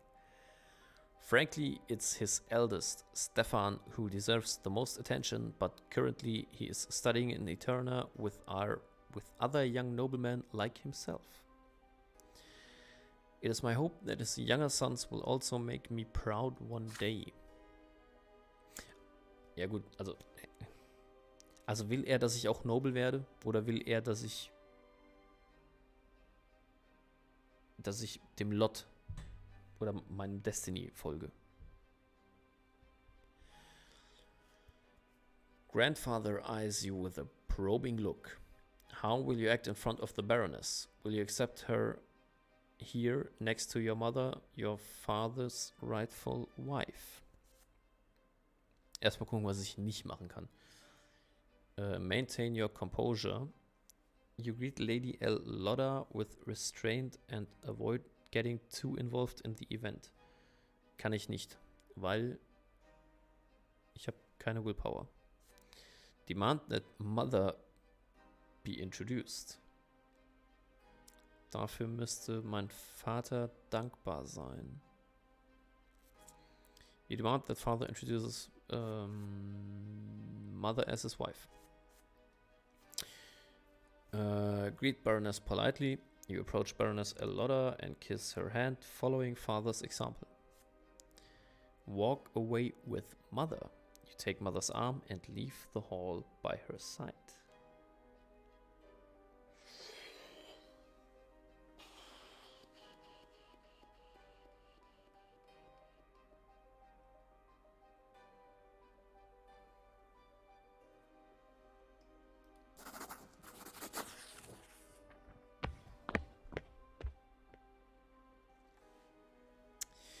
You turn your back on the Baroness and walk to Mother. You walk upstairs to her room, hand in hand. Behind your backs, stunned silence reigns in the antechamber. Antechamber and whatever. Soon, the two of you are alone. A burden falls from Mother's shoulders. She embraces you. Together you wait until the dinner ends and the Baroness leaves. You didn't betray me. If only you could feel how grateful I am right now.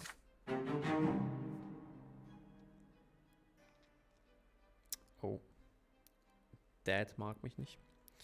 The morning after, father leaves for Eterna with grandfather to visit Stefan. He returns from the capital in a quiet rage. You overhear your parents talking. Apparently, grandfather has already poisoned Stefan's mind against him. And he greeted father with cold hostility. Apparently, grandfather has already poisoned Stefan's mind against him. The name of Baroness Eloder is never mentioned in the house again.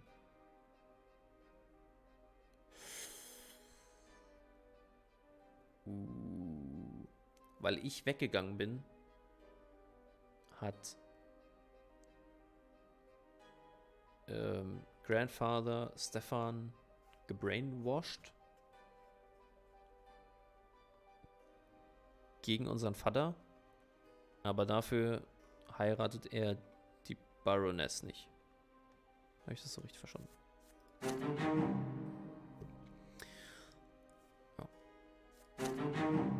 Oh. Oh. Indifference. Reputation, -1. Vom Haus, aber dafür +1 Unity. Peace.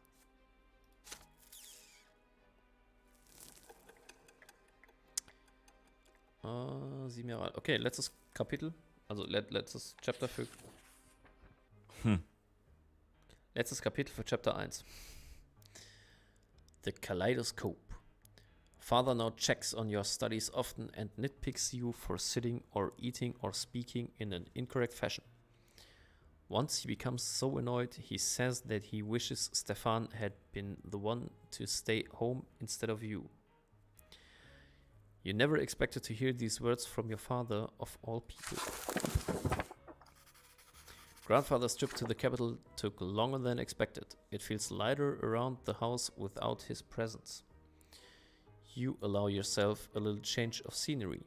Instead of your room, you now busy yourself with reading and calculations in the sitting room across from the open door to the yard. Gloria has joined you today. She has already helped you progress through several complex passages in the book. Right now she seems preoccupied with a strange tube. Aren't you hurt by the way Grandpa treats you? You ask. Gloria just shrugs. Grandfather always says they should get rid of me. I'm used to it now. He hurts you a lot worse because you're closer to him. I just have to stay out of his way, that's it. She shows you the strange tube she has been holding all day. Look, it's a kaleidoscope. I got it as a gift. Want to see inside? Excited by the idea, you close the book and peer into the tiny hole on one end of the tube. Your eyes see a multitude of intricate patterns. Each turn of the tube reveals a new web of interwoven colors. They mesmerize you. The kaleidoscope turns the fire burning in the fireplace into a cavalry made of flames. You are riding at the front of the fiery horsemen, ready to face the enemy. Grandfather's face emerges from the intersecting lines, and you swing the kaleidoscope like a sword, cutting it in half. Now you look at the blue sky through the window. The patterns are unending, secretive and calm and peaceful, just like Father's smile before Grandfather's invasion. The deep blue gives way to a scattering of gold radiating gentle warmth like mother's arms. This fleeting beauty too soon gives way to a hypnotic new pattern. Again and again, you see your family in these interconnecting figures as they come together and break apart. And in the middle of this golden glow, you see Gloria's green eyes gazing at you observantly. Your sister left you long ago. The books are abandoned and time slips away unchecked, but you are still busy peering into the kaleidoscope.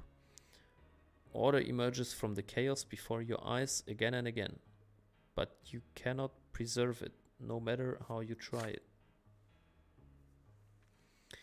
You are caught in an inner conflict. There is so much that can be done with this kaleidoscope. Should you take it apart or ask Gloria how it works? or keep enjoying the patterns it shows you. But you still have lessons to do today. Wir können ja nur eins machen. Take apart, keine Willpower. You start taking the toy apart to learn the secrets of the never-ending patterns. Return to your studies, auch keine Willpower. So geht's mir. So ging es mir auch immer in der Schule. Keine Willpower. Ich war einfach exhausted vom Schwertkampf. Keep looking through the kaleidoscope. You keep playing with the kaleidoscope as visions of warriors bathed in glory reveal themselves before you. You continue peering into the ever-changing patterns of the kaleidoscope offers you. They become truly interesting when you point it at the shining pillar gleaming in the sky. In your mind's eye, one battle follows another, filling your ears with clanging steel and the neighing of horses. You are leading the Imperial Army now. Everybody is so proud of you. Grandfather says you are better than Stefan. And father's stern voice cuts your daydream short. You lost all track of time. It's evening now. How did you get your hands on this toy, Kielinnnng? Why aren't you studying? Give it to me. You will have double the lessons tomorrow. Aber plus 10 Willpower. Also wenn wir faul sind, kriegen wir Willpower. Sweet temptation. Grandfather's visits are no longer a cause for fear and panic in the house. He has become something you are used to, something nagging yet not unordinary, like a splinter or a stain in your trousers. The tension still remains, however. Grandfather's disdain for everyone in the house is so palpable, it almost stings for real. Your lessons with the tutor are done for today. You are walking down the stairs when you spot Gloria peeping into the sitting room through the slightly open door. You sneak up on your sister and tap her lightly on the shoulder. She is startled. Oh, it's you, Kielinnnng. Look, Grandpa's eating something. Grandfather is sitting on the sofa, flipping through a book with one hand and reaching for a glass bowl with another now and then. Inside the bowl, you see candied fruit, a sweet confectionery forbidden to the common estate, like all sweet things. Yet Grandfather's face shows no pleasure as he keeps consuming the high-born treats. The clock strikes 3. Grandfather rises from his seat, puts away the bowl on the shelf, and leaves for the yard. He always takes a walk in the city at this time. Gloria nudges you with her elbow and looks at the candy bowl. When you look at her, the first emotion you feel is fear, but next comes curiosity, and it is stronger. Stefan used to boast that candy fruit tastes incredible, and now you have a perfect opportunity to try it.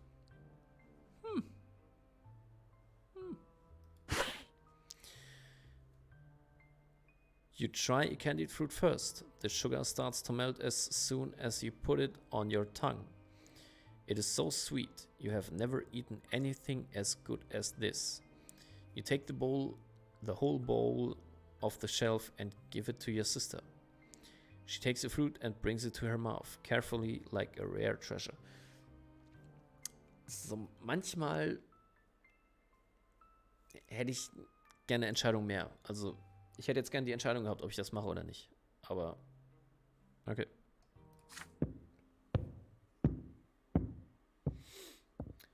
There is a thumping on the stairs. Footsteps accompanied by the knocking of a walking stick. You have no idea why, but Grandfather is back. You quickly hide behind the sofa and pull Gloria after you. But she is frozen in place with the bowl in her hands. The door opens. Grandfather's menacing figure advances on Gloria. His hands seizes her arm. You squalid, ungrateful, lowborn child. How dare you bite the hand that feeds you? You and your trollop of a mother would be sleeping in a ditch if it weren't for my spineless son. The sweet and pleasant things in life are for the noble estate, not for the likes of you. Did you forget your lot? His hand swings and hits Gloria on the cheek. She falls to the floor right next to where you are hidden. Her fingers glisten with the warm melted sugar that brought you here. Grandfather advances again, his walking stick ready, but then he sees you huddling behind the armchair. Please don't hurt him, Sir Brante. This is all my fault. He tried to stop me. You can already see a bruise on Gloria's cheek. This is only the beginning of her punishment. Gloria was caught red-handed. Unlike you, you can still avoid your punishment. What is it then, milksop? Did you try the sugar too? Or were you trying to stop this piece of filth like she says? Tell the truth. Setzt Willpower ein. You tell the truth. You did eat the candied fruit with your sister. Mock grandfather along with your sister. You start mocking grandfather, convinced that Gloria will join you.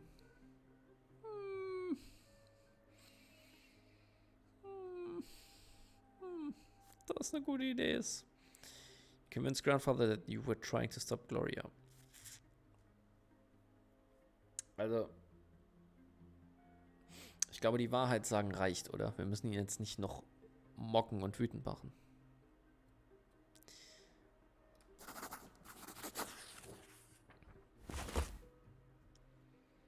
You stand up and tell the truth, even though it takes you an effort to do it.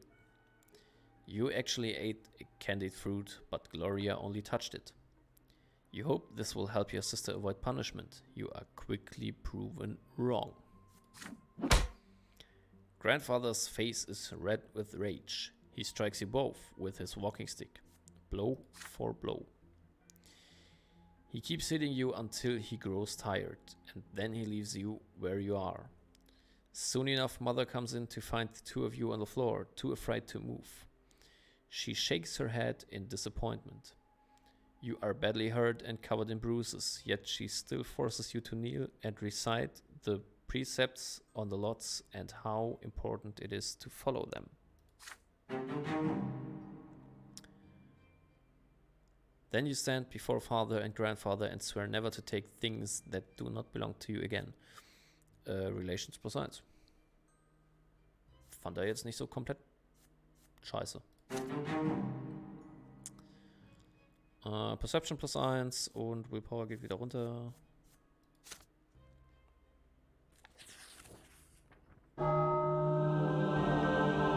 The Sacrament. Father and mother have been focused on Nathan and you since early morning.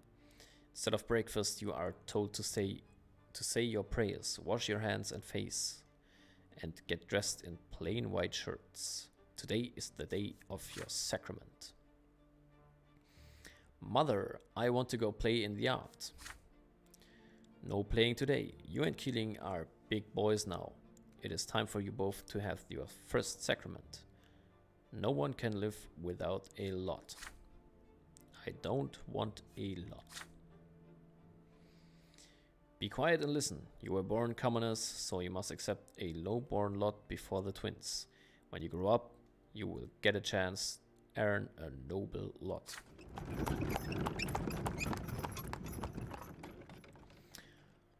Father and mother take you to the carriage. Nathan is hungry. He starts whining. Grandfather is the last to get in the carriage. His eyes are on you and your brother, looking for every fault. Soon the carriage is moving along the streets of eines, slowly and solemnly. One more turn and you see the colossal white building marked by two massive pillars. For the first time in your life, you are to enter the Church of the Twin Gods. You enter the gate and walk under the splendorous dome of the church. The church hall is divided into two halves. They are drastically different from one another. The floor on one side is rough and jagged and covered in dried brown spots, while the floor on the other side is made of smooth marble. The commoners kneel on the jagged floor, and the well-dressed nobles and their families sit on pews. Father and grandfather leave you to sit on one of the nobles' pews. Father and grandfather leave you to sit on one of the nobles' pews? Wieso, hä? Ich darf bei den Nobles sitzen? Mother walks to the rough stone of the commoner's side and gets down on her knees. You see her wince in pain, for the Lowborn estate shall suffer in the house of the faith. The church acolytes surround you and lead you to the altar where you and your children, where you and other children will take your sacrament this day. Before you stands a tall priest, dressed in black, with a sword in one hand and a hefty whip in the other. Nathan's whining grows louder. He dislikes this place. He is scared. You remain quiet, but your stomach roils in uneasy anticipation. The first child to take the sacrament is a jaunty little boy from a family of nobles. The priest extends the sword before him and recites the words of his lot. From this day forth he will fight and rule and pursue the arts. His mind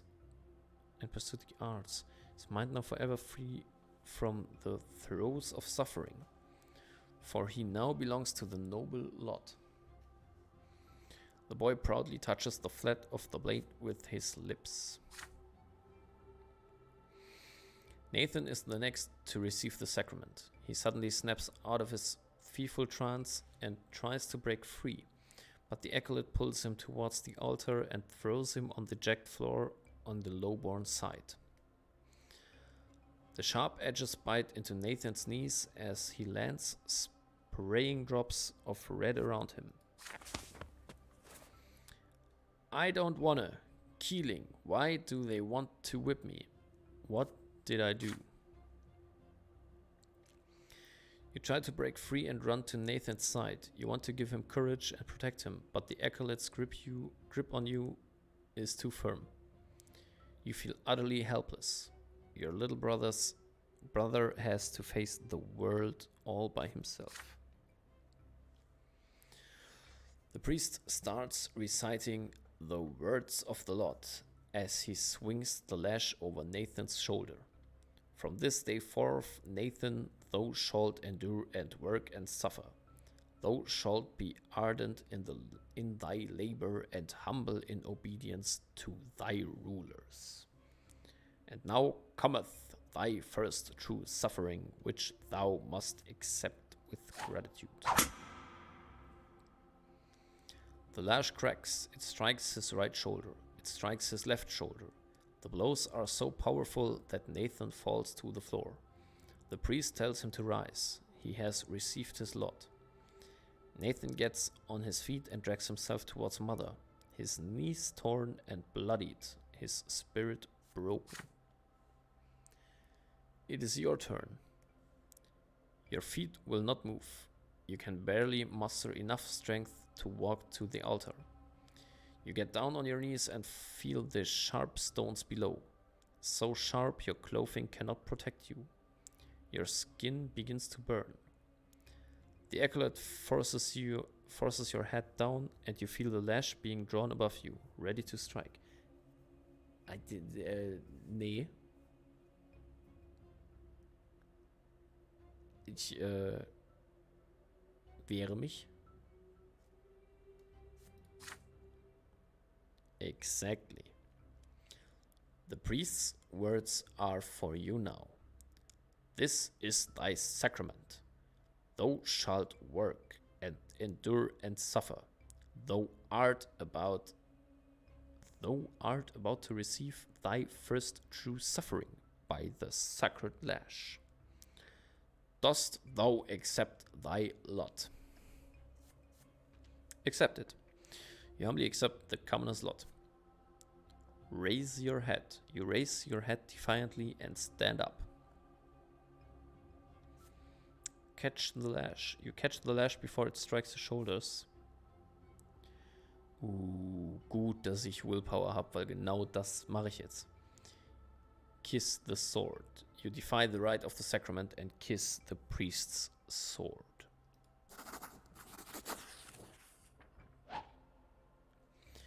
The whip slices through the air, about to strike, but your eyes are transfixed by the blade the priest holds in his other hand. You jump up and away. The lash misses you. You grab the blade with your hands. It cuts into them without mercy. The priest wrenches it away from your bloodied fingers. You look him straight in the eye. I am Kielinnnng of House Brante. The priest freezes in shock. You seize this moment to pull the sword closer and kiss the smooth, cold blade. You hear cries of outrage among the churchgoers. Mother prostrates herself on the jagged floor, racked with fear. Father remains still, baffled by what you have just done. But grandfather looks at you intently, as though truly seeing you for the first time. There is a semblance of respect in his gaze. You are forced back to the commoner's place at the altar. The acolytes seize you by the arms and legs and keep your face bent closely to the bloodied, jagged stones of the floor. The lash strikes your right shoulder, then your left shoulder. Then you are told to rise. You are a commoner. Mother takes your hand and leads you out of the church. Once you're outside, she scolds you for being insubordinate and bringing shame to your family. Nathan holds your hand as you walk. His tearful face a mixture of confusion and awe as he looks into your eyes. Damn, Alter, dem Großvater gefällt's. But you don't feel as though you have made a mistake. You did what was right for you. Und wir sind exhausted. You've taken your first sacrament and received the commoner's lot.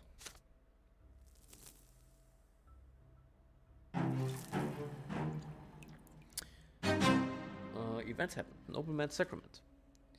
You challenge the sacred order and attempt to seize a noble lot.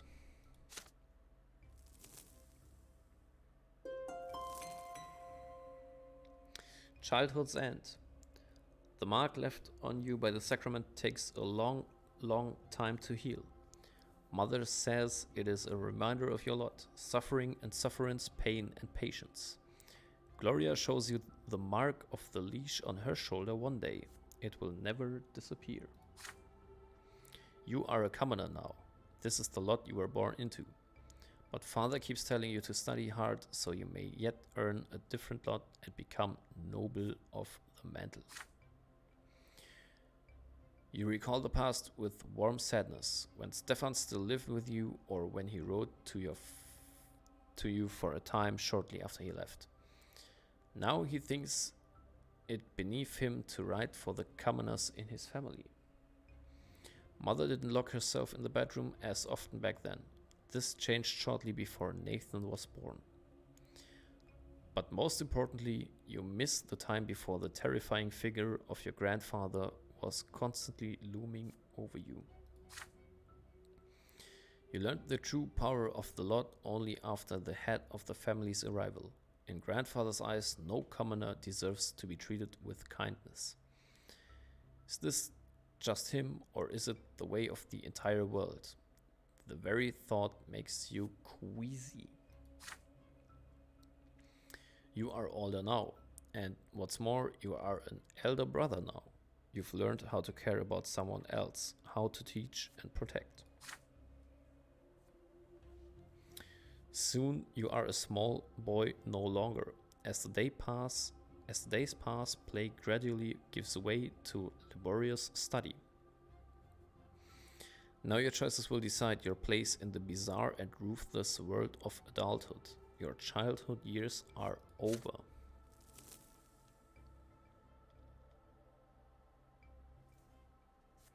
End of Chapter 1, Childhood. Okay, hier sehen wir nochmal das Destiny. Die Sachen, die wir so gemacht haben. Important Life Events. Okay, das sind die großen Events. Wir hatten eine Fencing Lesson. Und wir haben die Sacred Order gechallenged.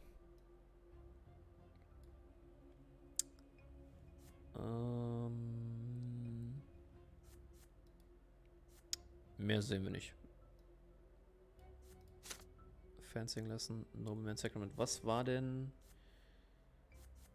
Destiny Beyond? Suffer your first death. Haben wir nicht. Wir hätten sterben können. Wann hätten wir denn sterben können?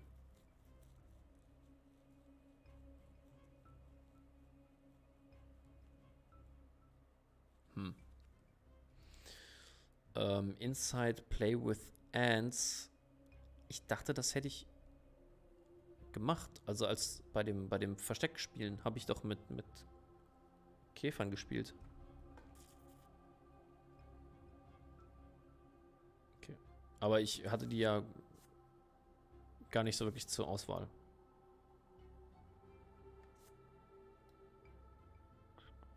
Jo. Gucken wir hier nochmal. Er findet uns gar nicht mehr so doof. Er fand es scheinbar cool, dass wir uns widersetzt haben, der Noble Order. Sie mag uns. Er mag uns halbwegs. Er mag uns gar nicht. Indifference. Und das war Chapter 1. Wir sind sehr determinated. Nicht so perceptive. Bisschen exhausted. Untouched by death.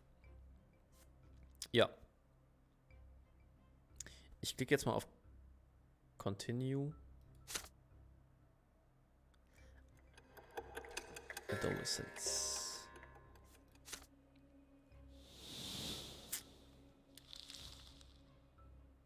Okay, das wäre Chapter 2. Ich mache jetzt aber nicht weiter. Ich mache einen Cut. Wir haben jetzt auch schon 2,5 Stunden fast auf der Uhr. Allein fürs erste Chapter. Ich habe noch nie in einem Stream so viel gesprochen. Ich hoffe, es ging halbwegs stimmlich. Ich habe mich ab und zu mal ein bisschen verhaspelt, aber ich hoffe, es ging. Ich habe jetzt vielleicht nicht die krasseste Hörbuchstimme. Ich habe mir Mühe gegeben. Vielleicht hat es euch gefallen. Ich werde das, glaube ich, weiß ich nicht, ob es davon eine zweite Folge geben würde. So oder so gäbe es ja bis zum Release des Spiels sowieso nur noch Chapter 2 zu spielen. Ich überlege es mir noch, ob ich noch eine zweite Folge dazu mache. Ich würde jetzt erstmal nicht davon ausgehen. Als ersten Einblick für euch hat es ja, glaube ich, gereicht. Es ist auf Steam äußerst positiv bewertet, was ja, glaube ich, bei Steam die beste Bewertung ist. Demo kann man aktuell kostenlos spielen, die ersten 2 Chapter. Vielleicht geht er ja andere Wege. Ich weiß nicht, wie krass also wie krass andere Entscheidungen man noch hätte treffen können. Man hätte sterben können, anscheinend als Kind. Aber ich glaube, wenn ihr das jetzt durchgeguckt habt, die 2,5 Stunden, dann seid ihr auch schon gut gespoilert fürs erste Kapitel. Vielen Dank fürs Zuschauen. Lasst ein Like da, lasst ein Follow da, lasst ein Abo da, lasst alles da. Lasst eure Seele da. Ich lade das auf jeden Fall auf YouTube hoch. Nächster Stream, Mittwoch, 8 Uhr. Ich weiß noch nicht was. Nicht Chapter 2. Ich habe in letzter Zeit Nioh gespielt. Dark Souls. Mal schauen, überlege ich mir noch. Cyberpunk habe ich ein bisschen hinten angestellt. Vielleicht mache ich das weiter. Ja. Vielen Dank fürs Zuschauen. Reingehauen. Tschüss und bis zum nächsten Mal.